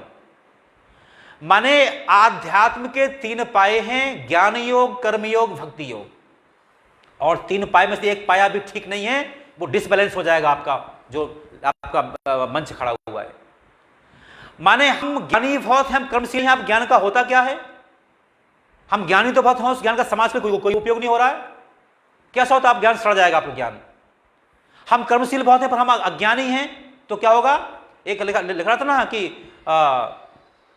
कार्य ही पूजा है, तो चोर भी कहेंगे हम भी पूजा कर रहे हैं। वो पूजा नहीं है, वो पाप है। विवेक के बिना जो कर्म करेंगे वो क्या होगा? वो निष्फल जाएगा, वो पाप बन जाएगा। तो हम ज्ञानी भी हैं, कर्मयोगी भी हैं, और विनम्र नहीं हैं, तो हम अहंकारी हो जाएंगे। तो भगवान कृष्ण कह रहे हैं, जो सांख्य योगी भी है, योगी भी है, और साथ में भक्त भी है, उसको मैं प्रिय होता हूं, वो मुझे प्रिय होता है। अब आप मुझे बताइए, इसमें ऐसी कौन सी बात है, राजेश जी, रोहित जी, अब हम लोग जो पिछली बार बात कर रहे थे, क्या यह ज्ञान हमें अभी नहीं चाहिए? हम बुढ़ापे में इस ज्ञान को लेकर हम क्या करेंगे? मुझे बड़ा अफसोस होता है, हमारे यहां एक विसंगति पैदा हो गई है कि जब किसी व्यक्ति का देहांत होने वाला होता है, वह अपने जीवन की अंतिम सांसें ले रहा होता है, जब वह व्यक्ति अपने मुंह से मक्खियां भी हटा नहीं सकता है, तब उसे हमें सिखाते हैं उसको, तो उसके बाद कुछ नहीं बचता है। मैं प्रार्थना करता हूं जो लोग मुझे सुन रहे हैं, अपने बेटे बेटियां जो आपकी गोद में खेल रहे हैं उन्हें सिखाइए। ये लड़की मेरे सामने आज को मैंने जन्म के बिठाला है, ये 8-10 दिन पहले छत पे चढ़ गई ऊपर, वो रो रही थी ऊपर जाके, ये थोड़ा बहुत गीता सुन ली थी। आखिर हम क्यों जिए संसार में? संसार में होता क्या है? संसार सब व्यर्थ है, कोई बात मानता, हम क्यों करें? ये अज्ञानता है, ये अल्प ज्ञान है, हमने गीता को सुनी नहीं। माने गीता सुनने वाला व्यक्ति पलायनवादी नहीं हो सकता। गीता सुनने वाला व्यक्ति सुसाइड नहीं कर सकता। गीता सुनने वाला व्यक्ति क्या करेगा? फाइट करेगा अन्याय से, अनीति से, वो भागेगा नहीं मैदान छोड़ करके। जो अगला जो भगवान कहते हैं, एक श्लोक को दोहराएंगे सब लोग। यत सांख्यी प्राप्ते स्थानम, यत सांख्यी प्राप्ते स्थानम तत योगई अपि गम्यते, एकम सांख्यम च योगम स यह पश्यति सह पश्यति। मने यहां अच्छे शिक्षक की विशेषता यह है, एक ही बात को बार बार फिर वही बात दोहरा रहे हैं। क्या दोहरा रहे हैं? यत सांख्यी प्राप्ते स्थानम तत योगई अपि गम्यते। जो परिणाम ज्ञानी को प्राप्त होता है वही कर्मयोगी को प्राप्त होता है। मने कर्म दोनों कर रहे हैं, दृष्टिकोण का फर्क है। एक व्यक्ति अपना काम करने पर काम का श्रेय लेना चाहता है, एक श्रेय भगवान को समर्पित करना चाहता है। एक ने काम किया, उसको आपने कहा वाह वाह साहू जी बड़े धर्मात्मा हैं आप, बाल जी बड़े बड़े धर्मात्मा हैं आप, तो आप कहते भाई प्लीज सब भगवान का हम इसलिए कर, तो हम कैसे कर पाते हैं? ये क्या है? ये ज्ञान योगी है। कर्मयोगी क्या है? भागवत कथा हुई पर साहू जी का नाम बोलेगा, साहू जी ने इतने लाख रुपए हमें इनाम दिए, वो भागवत कथा में दान पुण्य किए हैं। ये क्या है? ये भी जरूरी है, इससे लोगों को प्रेरणा मिलती है, बुरा नहीं है। माने प्रारंभिक अवस्था में कर्मयोग ही जरूरी है साहू जी। यदि हम ऐसा नहीं कहेंगे, अभी हम लोग आपसे चंदा मांगने गए थे राम मंदिर के लिए, हमने आपकी फोटो सबकी लगाई थी, फोटो लगाई थी, उसमें डाली थी। कुछ लोगों ने कहा फोटो हमें क्यों डालना है आप? इसलिए डाल रहे थे फोटो कि आपसे और लोग प्रेरणा पाएं। माने कर्मयोग भी जरूरी है, पर ये आपके अंदर भाव हो कि हमने क्या कर दिया भैया। यदि भगवान ने हमें ना दिया होता या भगवान ने हमें ऐसी बुद्धि ना दी होती तो हम ऐसे कैसे कर पाते? माने भगवान की प्रेरणा से हमने ये सब कुछ किया है, इसलिए हमें श्रेय क्यों लेना चाहिए? ये ज्ञान योग है। तो यत सांख्यी प्राप्ते स्थानम तत योगई अपि गम्यते। जो परिणाम कर्म योगी को होता है वही ज्ञानी को होता है। एकम सांख्यम चा योगम, इसलिए ज्ञान और कर्म एक ही चीज है। स चा या पश्यति सह पश्यति, जो ऐसा देखता है वो दृष्टा है। दोबारा समझिए, जो ज्ञान योग और कर्म योग को एक ही मान के व्यवहार करता है वही दृष्टा है, बाकी उसको भ्रम हो रहा है। यहां समझिए एक बात को लेकर के, मैं पूर्व में आपसे कह चुका हूं कि हम लक्ष्य हमारा गंतव्य, हमें यहां से बंबई जाना है। हम ट्रेन के माध्यम से जाएं, हम प्लेन के माध्यम से जाएं, हम बस के माध्यम से जाएं, या पद यात्रा करते पहुंच जाएं। अभी कुंभ चल रहा है, वहां पे अपना हरिद्वार में एक सन्यासी यूरोप से पैदल चल के यहां पे आए हैं।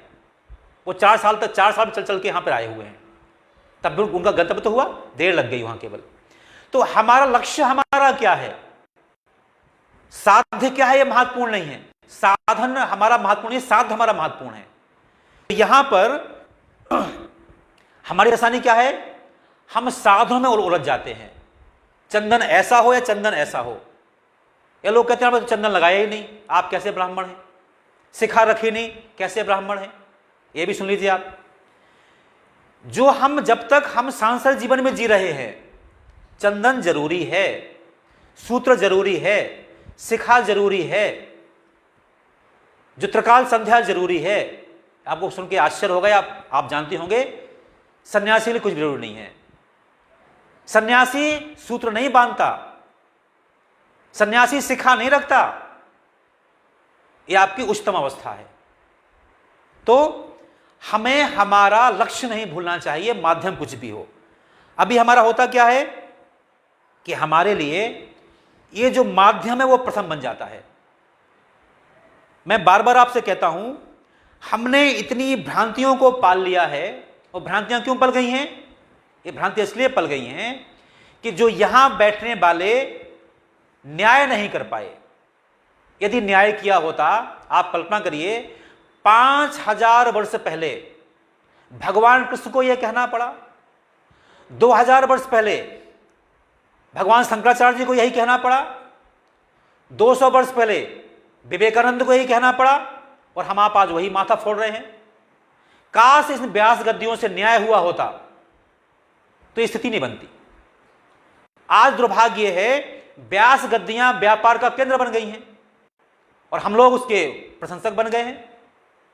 मैं प्रार्थना करता हूं, संतों की महिमा है, संतों की बहुत बड़ी आवश्यकता है, पर मैं हाथ जोड़ के विनती करता हूं आपसे, क्या आदिगुरु शंकराचार्य ने कोई चमत्कार किया? विवेकानंद ने कोई चमत्कार किया? स्वामी रामतीर्थ ने कोई चमत्कार किया? स्वामी दयानंद ने कोई चमत्कार किया? फिर हम क्यों आसाराम के पीछे पड़ते हैं? हम क्यों राम रहीम के पीछे पड़ते हैं? हम क्यों राधे मां के पीछे पड़ते हैं? हम क्यों निर्मल बाबा के पीछे घूमते हैं? समस्या हमारी है। आपसे प्रार्थना करता हूं हाथ जोड़ करके कि जो सचमुच सन्यासी हमारे देश में हैं, हम उनके प्रति कृतज्ञता रखें, आदर करें, पर पाखंडों से दूर रखें। हमारे श्रद्धेय बादल जी यहां बैठे हैं, जो आध्यात्मिक परिवार हैं, जिनके यहां नित्य सत्संगों की परंपरा है, उनके परिवारों के लोग भी इस चमत्कार को देख के बहक जाते हैं। श्रद्धेय बादल जी, अभी कल परसों बादल जी मुझे कहा था कि माने हमारे घर के बच्चे बहक जाएं कि हमें दीक्षा उनके लेना है जो चमत्कारी बाबा है उनकी। ये दुर्भाग्य नहीं तो क्या है? अरे दीक्षा लेना, दीक्षा उसकी लो जिसमें आध्यात्म छलछला रहा है, जिसका एकांत पवित्र है। कभी भी उसके पास जाओ, आध्यात्मिक गंगा निर्बाध बह रही हो। यदि ऐसा कोई व्यक्ति है, हम तो उसके पैर पखारेंगे, चरण धोएंगे। वही तो भगवान का साक्षात माने भगवान का विग्रह है ना। तो यह बात हमें समझनी पड़ेगी। अगला श्लोक हम सब दोहराएंगे। योग युक्तो विशुद्धात्मा विजितात्मा जितेंद्रियः सर्वभूत आत्मभूतात्मा कुर्वन् अपि न लिप्यते। इसका अन्वय है, योग युक्तः माने योग में लगा हुआ, विशुद्ध आत्मा माने जिसकी आत्मा शुद्ध है, विजित आत्मा माने जो आत्मसंयमी है, जितेंद्रियः माने जिसने अपनी इंद्रियों को अपने बस में कर लिया है, सर्वभूत माने सब जीवों के प्रति, आत्मभूतात्मा माने जो आत्मवत मानता है, कुर्वन्नपि कर्म में लगे रहकर भी, ना माने कभी नहीं, लिप्यते माने बंधता है। योग युक्तो विशुद्धात्मा माने कर्मशील व्यक्ति, पर कैसा है वो? विशुद्ध आत्मा, जिसकी आत्मा एकदम पवित्र है। हमारी आत्मा का क्या है? अयम आत्मा ब्रह्म। मेरी आत्मा तो भगवान है। भगवान तो हमेशा नित्य शुद्ध होते हैं। तो यदि मैं कर्म में लगा हुआ हूं और मेरी आत्मा भागवत हो गई, भगवानमय हो गई है, विजित आत्मा, मैंने अपनी इंद्रियों को, मैं इंद्रियों का दास नहीं हूं, इंद्रियां मेरी दास हो गई। अभी हाल क्या होता हमारा? हमारी आंखों के हम गुलाम बनते हैं, हमारी जीभ के हम गुलाम बनते हैं। हमें मालूम है हमें शुगर है, ब्लड प्रेशर है, पता नहीं क्या क्या है, फिर भी हम पता नहीं क्या क्या खा लेते हैं। जो दृश्य हमें नहीं देखने चाहिए हम वो दृश्य भी देख लेते हैं। हमारी इंद्रियां जहां चाहते हैं बहका देती हैं। पर जब हमारी इंद्रियां हमारा कहा मानती हैं, ऐसी इंद्रियां सर्वभूत आत्मभूत आत्मा, जिसने सारे संसार के प्राणियों में अपनी आत्मा के ही दर्शन किए हैं, ऐसे व्यक्ति को कर्म नहीं, उसके कर्म उसको माने कर्म उसको, उसका परिणाम उसको नहीं भोगना पड़ता है। अब मैं यहां जानना चाहता हूं, आप थोड़ा बताइए, क्या हम कभी अपने खुद के बच्चों के साथ ऐसा व्यवहार कर सकते हैं जो उनके लिए अनिष्टकारी हो? क्या हम हमारे बच्चों को ऐसा खाद्य खिला सकते हैं जो उनके लिए स्वास्थ्य के लिए हानिकारक हो? नहीं कर सकते ना। जब हमें यह बोध हो जाए संसार के सारे बच्चे मेरे ही तो अपने हैं, मेरे अपने ही तो स्वजन हैं, क्या फिर उनके साथ आप कोई मिलावटीपन करके चाट खिला पाओगे? क्या फिर आप उनके साथ दूध में कोई विष मिला पाओगे? क्या कोई ऐसे गड़बड़ काम कर पाओगे? नहीं कर पाओगे। तो जो व्यक्ति सारे जगत की आत्माओं में अपनी आत्मा के दर्शन करता है, उसको उसके कर्म बंधनकारी नहीं होते, उसे पाप पुण्य नहीं होता। अभी हो क्या रहा है? अभी हो ये रहा है कि हम हमारे प्रति चिंता करते हैं। आप कल्पना करिए, मैं एक दिन इतना कष्ट हुआ मुझे, मैंने कभी कल्पना भी नहीं की थी। एक तिवारी जी हैं, प्रमला बुआ के दामाद साहब, वो अम्बाला में रहते हैं। उन्होंने कहा कि हमने कहा एक सज्जन से कि हम साहब गाय का दूध ही लेंगे, आप जो भाव देंगे सो हम ले लेंगे आपको, पर हम लेने आएंगे आपके पास। तो बोले मैं लेने चला गया उनके कहा। जब लेने चला गया तो कुछ दिन बाद वहां एहसास ये हुआ, जो दूध के व्यापारी जो डेयरियां चलाते हैं बड़े बड़े महानगरों में, वो गायों के बच्चों को मार देते हैं। और मारते ही नहीं है, उन मरे हुए बच्चों का चमड़ा बहुत महंगा बिकता है, उसको बेच देते हैं और गाय को लगाते हैं इंजेक्शन, फिर वो दूध देते हैं। तिवारी जी ने कहा कि अब हम आपका दूध ना ले पाएंगे। एक तो हमें जहर पिला रहे हो आंखों के सामने, और आपने इतनी नृशंस हत्या करा दी उन बच्चों की, हम ऐसा नहीं कर पाएंगे। आप कल्पना करिए, माने आज हम कितने धन के राक्षस बन गए हम लोग। आप कल्पना करिए कितने भैंसी हो गए हम लोग। माने पैसा कमाने के चक्कर में हमारी आत्मा को हमने मार दिया है। एक गाय का बच्चा हम तड़पा तड़पा के मार दिया, उसको बेच दिया। ये अच्छा नहीं है। यदि हमारे मन में यह भाव आ जाए कि संसार का सारा संसार मेरा क्या है, हम लोग कहते हैं ये पृथ्वी को मानते हैं, पृथिव्याम क्या बोलते हैं, अहम पृथिव्याम पुत्रः क्या है, मैं भूल रहा हूं उसको, वयम अमृतस्य पुत्रः, हम भगवान के पुत्र हैं। माता पृथ्वी पुत्रो भयम पृथिव्या, माने वयम अमृतस्य पुत्रः, ये हमारा श्लोक है, हमारा स्लोगन है हमारा। हम एक ही परमात्मा की संतान हैं। वयम अमृतस्य पुत्रः, माता भूमि पुत्रो भयम पृथिव्या, ये माँ हमारी जो धरती माँ है, हमारी माँ है, हम सबको उसके पुत्र पुत्रियां हैं। जिस दिन आपके मन में यह भाव आ जाएगा कि हम एक ईश्वर और एक धरती माँ के पुत्र पुत्रियां हैं, उस दिन आप ऐसे कोई गलत काम नहीं करोगे। अब मैं फिर से पूछता हूं आज आपसे, जो मैंने आज पूर्व में भूमिका में कहा था, क्या इस बोध को होने की हमारी उम्र आज है या 50 साल बाद होना चाहिए? ये बोध हमें आज होना चाहिए या उम्र के बाद में होना चाहिए? यदि हमें यह बोध आज हो जाए कि संसार का समस्त जो प्राणी मात्र जगत है वो हमारा अपना है, हम धोखा नहीं करेंगे, छलावा नहीं करेंगे। और साथियों, मैं आपसे बड़ी विनम्रतापूर्वक कहता हूं, कल मुझे जेल जाने का सौभाग्य मिला। मैं जेल में गया था कुछ कैदियों से अच्छी बातें करने के लिए। उनसे मैंने कल एक बात कही थी। वो बात मैंने उनसे ये कही थी कि जो लोग आप यहां बैठे हैं वो परिस्थितियों बस आपने अपराध कर दिए होंगे, हो सकता कोई जन्मजात अपराधी ना भी हो, पर मैं आपसे एक प्रश्न पूछता हूं कि जो अपराधी मेरे सामने जेल में बैठे हैं, नौगांव जेल में, उसमें आप सबसे बड़े अपराधी हैं। आपकी एब्सेंस में क्या आप चाहेंगे आपके बीच से कोई साथी आप घर में रह जाए? आप रखोगे? नहीं रखोगे। माने जिस व्यक्ति को आप अपने घर में नहीं रखना चाहते हो, माने आप चाहते हो कि हमारे घर में कोई अच्छा इंसान रहे, हम पापी हैं तो भले पापी बने रहे, हम गलत हैं बड़े पापी बने रहे। इसका मतलब क्या? माने गलत से गलत आदमी के मन में भी अच्छाई के प्रति विश्वास है, श्रद्धा है। माने अच्छाई ही एक ऐसा माध्यम है जिसके माध्यम से सारा संसार सुखी और समुन्नत हो सकता है। तो यदि हम चाहते हैं कि हम खराब हैं तो बने रहें, पर हमारे घर का नौकर, हमारा भाई, हमारा बेटा ईमानदार रहे, ऐसे कैसे हो सकता है? यदि हम चाहते हैं कि हमें जो लोग हमारे साथ व्यवहार करें वो अच्छाई का व्यवहार करें, तो हमें क्या करना पड़ेगा? शुरुआत हमें करना पड़ेगी। मैंने कल सबसे प्रार्थना की, यदि आपका यह दृढ़ विश्वास है कि समाज में आप अपने लिए अच्छे लोग चाहते हैं, तो आप अच्छा क्यों नहीं बनना चाहते? आपसे जो हुआ सो हुआ, सरकार जो आपको दंड देगी वो आपको भोगना पड़ेगा। पर यदि आप आज से अच्छा व्यवहार करना शुरू करते हैं यहां पे, तो मैंने कहा जेलर साहब बैठे, हो सकता है आपकी सेहत अच्छी कर दें, या भगवान आपकी सेहत अच्छी कर देंगे। मैं वही आपसे बात कहना चाहता हूं। भगवान कृष्ण यही कह रहे हैं कि यदि हम सारे संसार के प्राणियों को अपना भाई बहन, अपना परिवार बंधु का मान लें, फिर हम उनके साथ कोई गलत व्यवहार नहीं कर सकते। अगला श्लोक देखेंगे हम लोग, सब दोहराएंगे इसको। ब्रह्मणाधाय कर्माणि संगम त्यक्त्वा करोति या लिप्यते नासा पापेन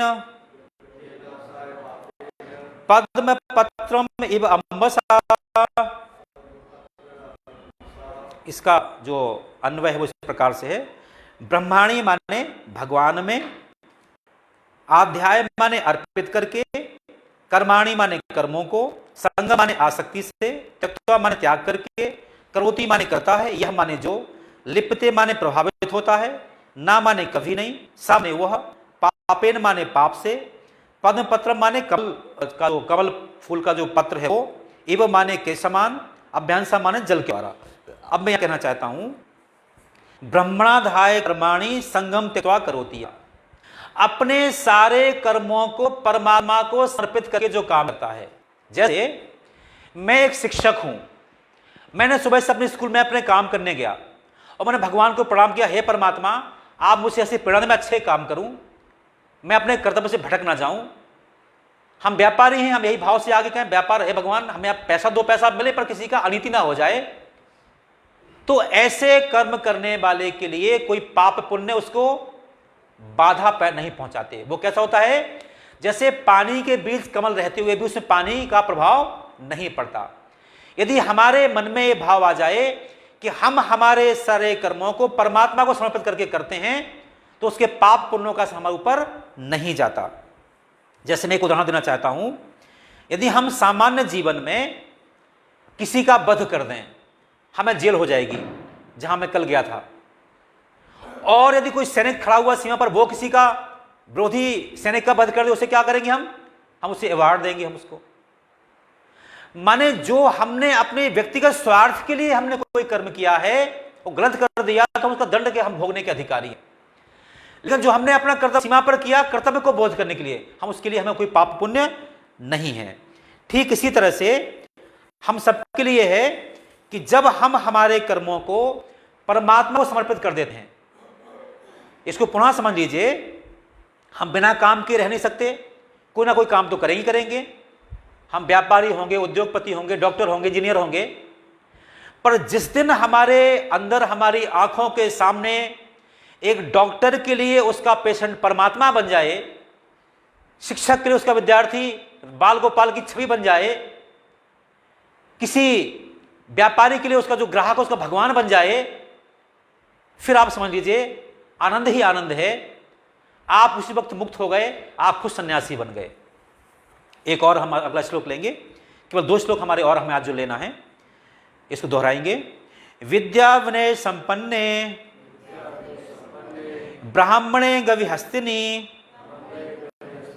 सुनिचैव स्वपाके च पंडितः समदर्शना। विद्या माने ज्ञानवान व्यक्ति, विनय माने विनम्रता, संपन्न माने जो संपन्न है, ब्राह्मणे माने ब्राह्मण में, गवि माने गाय में, हस्तिनी माने हाथी में, सुनी माने कुत्ते में, चा माने तथा, यो माने निश्चय ही, स्वपाके माने चांडाल्य कुत्ता भक्षी जो होता है वो, चा माने क्रमशः, पंडिता माने ज्ञानी जन, सरसना माने समान दृष्टि रखते हैं। समझिए, एक ऐसा व्यक्ति जो विद्या विनय संपन्न, जिसमें विद्या भी है विनय भी है, ऐसा ब्राह्मण।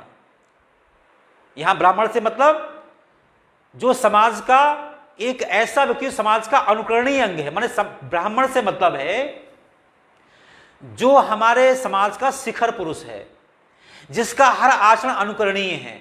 तो वो कैसा है, विद्यावान है, विनयशील है, ब्राह्मण भी है, ऐसा ब्राह्मण। गवि माने गाय, हाथी, कुत्ता, जो इन सब में सबके साथ समता का बर्ताव रखता है। पंडितः समदर्शना, वह पंडित है। अब समझिए दोबारा आप, हम कहते हैं जो विद्या विनय संपन्न ब्राह्मण में, गाय में, हाथी में, कुत्ते में, चांडाल माने जो निकृष्ट कर्म करता है, मांसाहारी व्यक्ति है वो, उसमें समान रूप से सब समता भाव रखता है। आप मुझे बताइए, ऐसा काम तो भगवान कृष्ण ने नहीं किया। जो भगवान कृष्ण ये कह रहे हैं हमें सबके साथ समानता का भाव रखना चाहिए, क्या उन्होंने कौरव पांडव का समानता का बर्ताव रखा? यदि ऐसा किया होता तो पांडवों को साथ दिया, कौरवों को मरवा दिया। कहा ऐसा बड़ा विरोधाभास वाली बात है, ऐसा कैसे हो सकता है? ऐसा ये है कि हमें यह ध्यान रखना पड़ेगा कि सारे जीवों में हम ये प्रयास करें क्या इसमें अच्छा होने की संभावना है। माने विद्या विनय से संपन्न ब्राह्मण और चांडाल दोनों विरोधाभासी ध्रुव हैं दोनों। क्या हम चंडाल में भी कुछ ऐसी कल्पना कर सकते हैं कि हम इसको ब्राह्मण बना सकें? एक बड़ा प्रदर्शन सुनाया था पहली बार आपको। भगवान आदिगुरु शंकराचार्य काशी में गए, जो हमारे वेदांत के प्रवर्तक हैं। ऐसा कथानक है कि वो सुबह जा रहे थे परिक्रमा करने, उन्हें एक व्यक्ति मिला सामने जिसे हम चंडाल कहते हैं। उसका स्वरूप बड़ा अच्छा नहीं था, वो मलमूत्र का वो टोकरा अपने सिर पर रखे हुए था, वो उनको जहां वो सामने छिड़ रहा था उनको। तो उनका भाई क्या तरीका है ये? तो जब वो खींच गया तो उन्होंने कहा कि आप तो आत्मज्ञानी हैं, आप तो अयम आत्मा ब्रह्म कहते हैं, आप तो तत्वमसी कहते हैं, पर मुझ में आपने वो ब्रह्म क्यों नहीं देख रहे हैं आप? और भगवान शंकर वहां प्रकट हो जाते हैं। कहने का अभिप्राय यह है कि यदि हम बुरी सी बुरी इकाई को में भी अच्छे करने की संभावनाएं रखें। दोबारा समझिए, क्या भगवान कृष्ण ने कोई कसर छोड़ी पांडवों को अच्छा, कौरवों को अच्छा बनाने के लिए? अंतिम क्षण तक प्रयास किया। पर एक जैसे हमारे पास ये जो माइक है, कुछ वायर इसमें खराब हो जाए, आप उसको रिपेयर करा लेंगे, पर जब पूरा कुचल जाए तब क्या करेंगे आप? फिर कुछ नहीं कर सकते हैं आप। इसका भाव यह है कि हम में से प्रत्येक व्यक्ति की यह जिम्मेवारी है कि हम समाज के बुरे से बुरे व्यक्ति में भी अच्छाई ढूंढने की संभावनाओं को तलाशें, सीधा उसका नकार धुतकार न दें। यदि समाज में कोई व्यक्ति परिस्थितियों बस गलत मार्ग में बढ़ गया, हम प्रयास करें कि हम उसको सदमार्ग में आगे बढ़ाएं। यदि ऐसा ना होता तो वाल्मीकि तो ऋषि कभी ना बन पाते, आंगुलिमाल संत कभी ना बन पाते। तो भगवान कृष्ण का यहां यह भाव है कि हम बुरी सी बुरी इकाई में भी अच्छाई ढूंढने की संभावनाओं का प्रयास करें, इसका भाव है। और एक मुझे ये बहुत प्यारा एक हमारा जो वेद वाक्य है, इंद्रम वर्धयंतो अप्तुरः कृण्वन्तो विश्वार्यम, ये ऋग्वेद का मंत्र है। माने हम अपने विकास के साथ ही साथ कृण्वन्तो विश्वार्यम, सारे संसार को हम आर्य बनाएं, श्रेष्ठ बनाएं। ये हमारा ध्येय वाक्य, हमारा ध्येय वाक्य क्या है? यही ध्येय वाक्य है कि हम हमेशा पॉजिटिविटी रखें अपने मन में, हम अंतिम क्षण तक आशा न तोड़ें। यदि ऐसा ना होता, तो जो मैंने पूर्व में आपसे कहा था कि जिस व्यक्ति ने बल्ब का निर्माण किया वो 1000 बार विफल हुआ, हम आप जैसा होता तो वो बल्ब भी ना बन पाता, हमें ये सुविधा ना मिल पाती। तो हम हमेशा अंतिम क्षण तक प्रयास करें सुधारने का। और अंतिम श्लोक है आज का, लभन्ते ब्रह्म निर्माण ऋषयः, लभन्ते ब्रह्म निर्वाण ऋषयः क्षीण कल्मषः छिन्न द्वैधा यतात्मनः सर्वभूत हिते रता। लभन्ते माने प्राप्त करते हैं, ब्रह्म निर्वाण माने होता है मुक्ति मोक्ष, ऋषिया माने ऋषिगण, क्षीण कल्मषः माने जिनके जो पापों से रहित हैं, छिन्न माने जिनसे निवृत्त हो गए हैं, द्वैत माने द्वैत से माने जो होता है कि मैं और तू, इससे, कल्मषः माने पापों से, यत आत्मनः माने जिनको आत्म साक्षात्कार में जो निरत हैं, सर्वभूत माने सब जीवों के, हिते माने हित में, रता माने लगे हुए हैं। आप कल्पना करिए, ब्रह्म लभन्ते ब्रह्म निर्वाण ऋषयः, ऐसे ऋषियों को ही ब्रह्म निर्वाण माने मोक्ष मिलता है। किन्हें मिलता है? जिनके कसाय कलमश क्षीण हो गए हैं, माने हमारा तन हमारा मन दोनों पवित्र हों। वैसे हम लोग कहते हैं कि हमारा शरीर हमेशा कुछ ना कुछ मलमूत्र तो हमें ढोता रहता है, पर इसके बाद भी तन की शुचिता भी आवश्यक है, तब हम मन की शुचिता के बाद आगे बढ़ सकते हैं। तो हमारा जो कसाय कलमश हमारे दूर हो गए हों। छिन्न द्वैधा यातात्मनः, जिस व्यक्ति का द्वैत हट गया हो, द्वैत माने ये मेरा ये तेरा, और फिर क्या हो, सर्वभूत हितेरता, जो सारे संसार के सारे प्राणियों के कल्याण के लिए रत है, ऐसे ऋषि को ही निर्वाण मिलता है। ध्यान दीजिए आप। अब हम कहते हैं ऋषि माने जंगल जाओ, हमारी आज टूटी नहीं टूटी हमारी भावना। हमने हमारे मन में भाव रखा है ऋषि माने कौन, जो हिमालय में रहता है, ऋषि माने कौन जंगल में रहता है, ऋषि माने कौन जो ऐसी दाढ़ी रखता है, ऋषि माने कौन जो ऐसे भगवा कपड़ा पहनता है। उन सब की आवश्यकता है, यूनिफॉर्म की आवश्यकता है, एकांत की आवश्यकता है। लेकिन यदि सारे जगत के हित के लिए आपके मन में भावना नहीं है, आपको ब्रह्म निर्वाण नहीं मिलेगा। ये कौन कह रहे हैं? भगवान कृष्ण कह रहे हैं, मैं नहीं कह रहा हूं।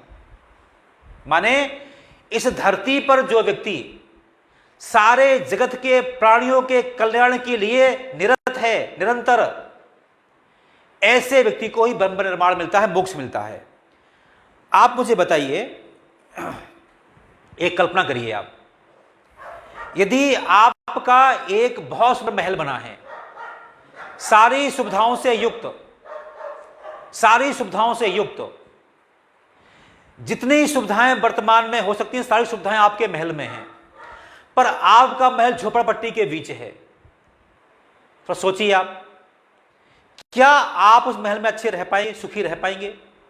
एक दूसरी कल्पना, सारे का सारा पूरा शहर हमारा बड़ा सुंदर है, हवेलियों से उसमें अट्टालिकाएं बनी हुई हैं, सब लोग सुखी हैं, संपन्न हैं, उनके बीच आपका कुछ छोटा सा मकान है, आप सुखी ज्यादा कहां रहेंगे? जहां चारों ओर समृद्धि है उनके बीच, या जहां चारों ओर विपन्नता है उनके बीच? इसका अभिप्राय यह हुआ कि यदि कोई व्यक्ति यह मानता है, जैसे पूर्व मैंने कहा था, यत् पृथिव्याम हिरण्यम पशुवा स्त्रियः एकस्यापि न पर्याप्तम तस्मात् तृष्णां परित्यज्य। यदि कोई यह तृष्णा कर ले कि सारे संसार धन मुझे चाहिए है, दुनिया चाहे भूखों मर जाए, वो सुखी कभी हो नहीं सकता। और सारा संसार सुखी है, उनके बीच हम दुखी रह नहीं सकते। हमें यह भाव रखना पड़ेगा।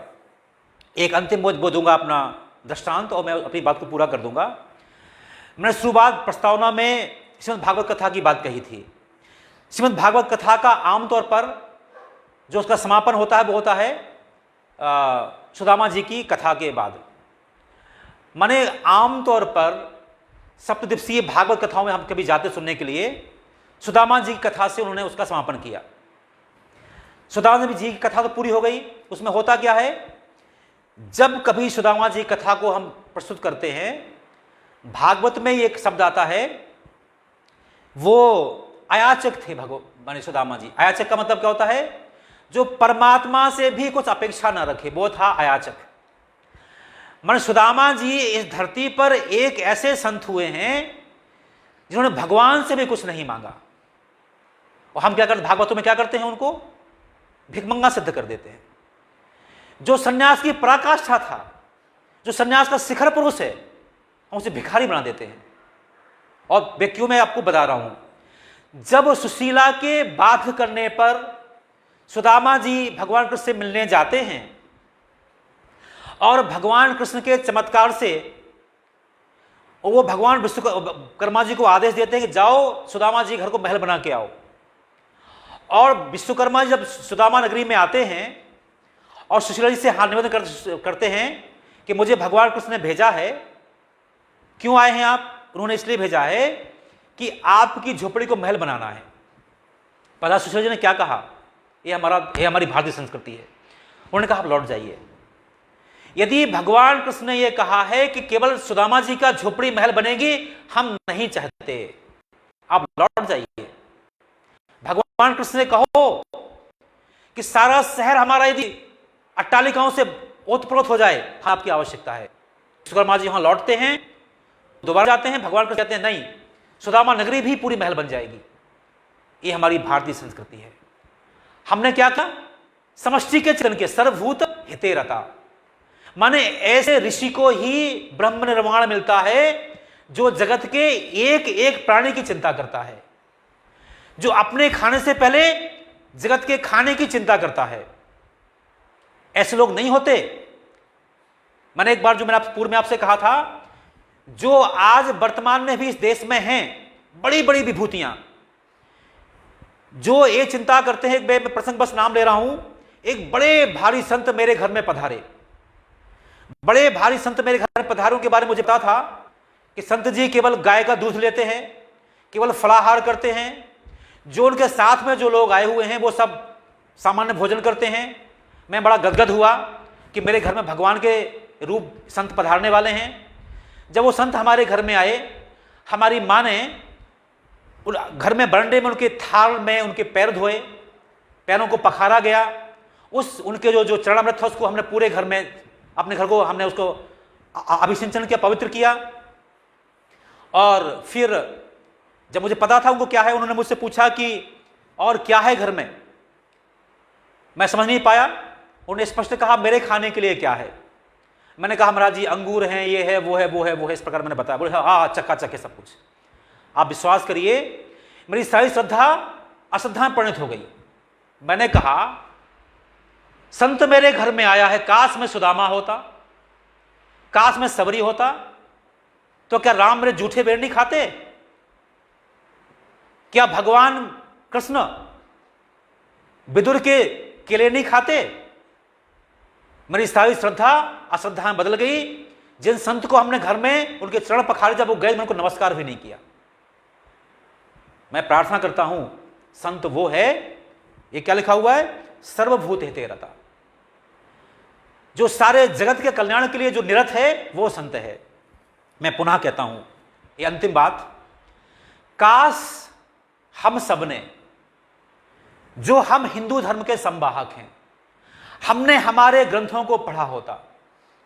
हम नहीं पढ़ सकते, हमने सत्संगों को सुना होता। जैसा मैंने पूर्व में आपसे कहा, मैं कितना अच्छा आपके सामने न्याय कर पाता हूं मुझे नहीं पता, पर मुझे इतना पता है कि मैं इस 1 घंटे के व्याख्यान के लिए कम से कम 10 घंटे खर्च करता हूं। मैं विभिन्न पुस्तकों का अध्ययन करता हूं, मैं टीकाएं पढ़ता हूं, और मैं प्रयास करता हूं कि कहीं अन्याय ना हो जाए। काश हमने ये ऐसा प्रयास किया होता।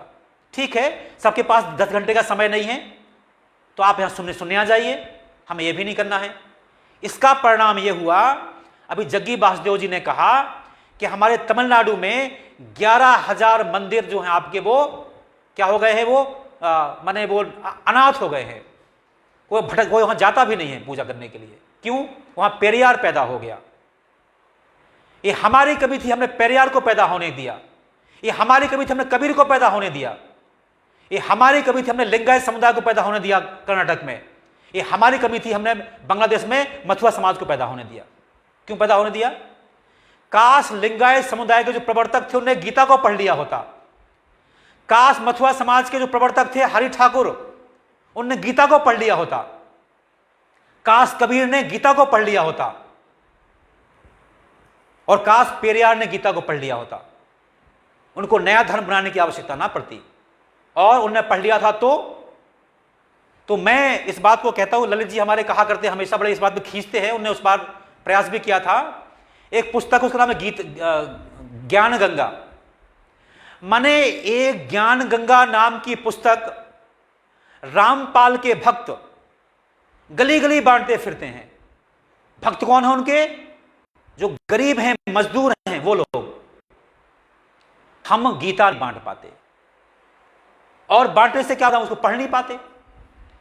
काश गीता की आसान टीकाएं, हमने गीता को, राय जी और अपने रोहित जी द्वारा मैं आपसे प्रार्थना करता हूं, जब हम लोग उसमें बात कर रहे थे यहां बैठ करके, काश हमने गीता को पीएचडी ना मान के प्राइमरी क्लास मान लिया होता, हमसे अपराध ना होता। हमने रामचरितमानस के मूल को समझ लिया होता। नवदा भक्ति मैंने पूरी बताई है आपको। नवदा भक्ति क्या कहती है? नवम सरल सब सन छलहीना, यही तो है सर्वभूत हिते रता। और क्या है? परहित सरस धर्म नहीं भाई, यही तो है। काश हमने रामचरितमानस के प्राण को समझा होता, काश हमने श्रीमद् भागवत कथा के चतुर्थ श्लोकी भागवत को समझा होता, काश हमने भागवत गीता को समझा होता। तो मैं पुनः कहता हूं, इस धरती पर कोई पेरियार पैदा ना होता, इस धरती पर कोई कबीर पैदा ना होता, इस धरती पर लिंगायत समुदाय पैदा ना होता, और तो और इस धरती पर भीमराव अंबेडकर भगवान ना बन जाते। ये हमारी कमियां हैं। माने हमारे पास ज्ञान का भंडार होने के बाद भी हम 100 वाट का बल्ब यहां वहां घुमाते फिरे, अंधेरे भटकते रहे हम लोग। मैं प्रार्थना करता हूं आज के इस कथा के उपसंहार के रूप में, जो मैं शुरुआत में कहा था, हमारी समाज में आमतौर पर जो भ्रांति है कि सत्संग बुजुर्गों के लिए है, बच्चों के लिए नहीं, प्लीज इस धारणा को त्यागिए। यदि सत्संग की सबसे ज्यादा आवश्यकता बच्चों के लिए है, माने बुजुर्गों को ऐसे नहीं कहते बुजुर्गों की आवश्यकता, उनको भी आवश्यकता है, पर सर्वाधिक आवश्यकता किसको है? बच्चों को है। अगली बात, इस भावना को तोड़िए कि भगवत गीता तो बड़ा कठिन कोई ग्रंथ है। बंधुओं, काश हमने रामचरितमानस के प्राण तत्व को समझा होता, सिर्फ भागवत कथा के प्राण तत्व को समझा होता, काश हमने भगवत गीता को घर घर में पहुंचाया होता, तो आज हिंदू धर्म की दुर्गति ना होती, हम अपने फिरकों में ना बढ़ जाते। तो आज मैं इस बात को कहते हुए, जो लोग यहां उपस्थित हैं, जो लोग मुझे सुन पा रहे हैं, मैं सबसे विनती करता हूं, ये हम सबका कर्तव्य है कि सनातन संस्कृति की रक्षा केवल इसलिए आवश्यक नहीं कि हम हिंदू बचे रहें धरती पर, इसलिए आवश्यकता है कि यदि हम चाहते हैं धरती पर मानवीय मूल्य बचे रहें, यदि हम चाहते हैं कि धरती मानवीय मूल्यों से ओतप्रोत रहे, तो हम सबका कर्तव्य है कि हम इसका प्रचार प्रसार करें। और ध्यान रखिए, अच्छे कामों को करने वाली भीड़ कभी नहीं होती। यदि भीड़ होती तो आज इस बात की आवश्यकता ना होती। भीड़ कहां पहुंचती है? भीड़ पहुंचती है चमत्कारों में, जो चमत्कार झूठे होते हैं। तो हम चमत्कारों से बचे, असली आध्यात्म को अपनाएं। इस प्रार्थना के साथ हम एक मंत्र को दोहराएंगे और अपनी बात को पूरा करेंगे।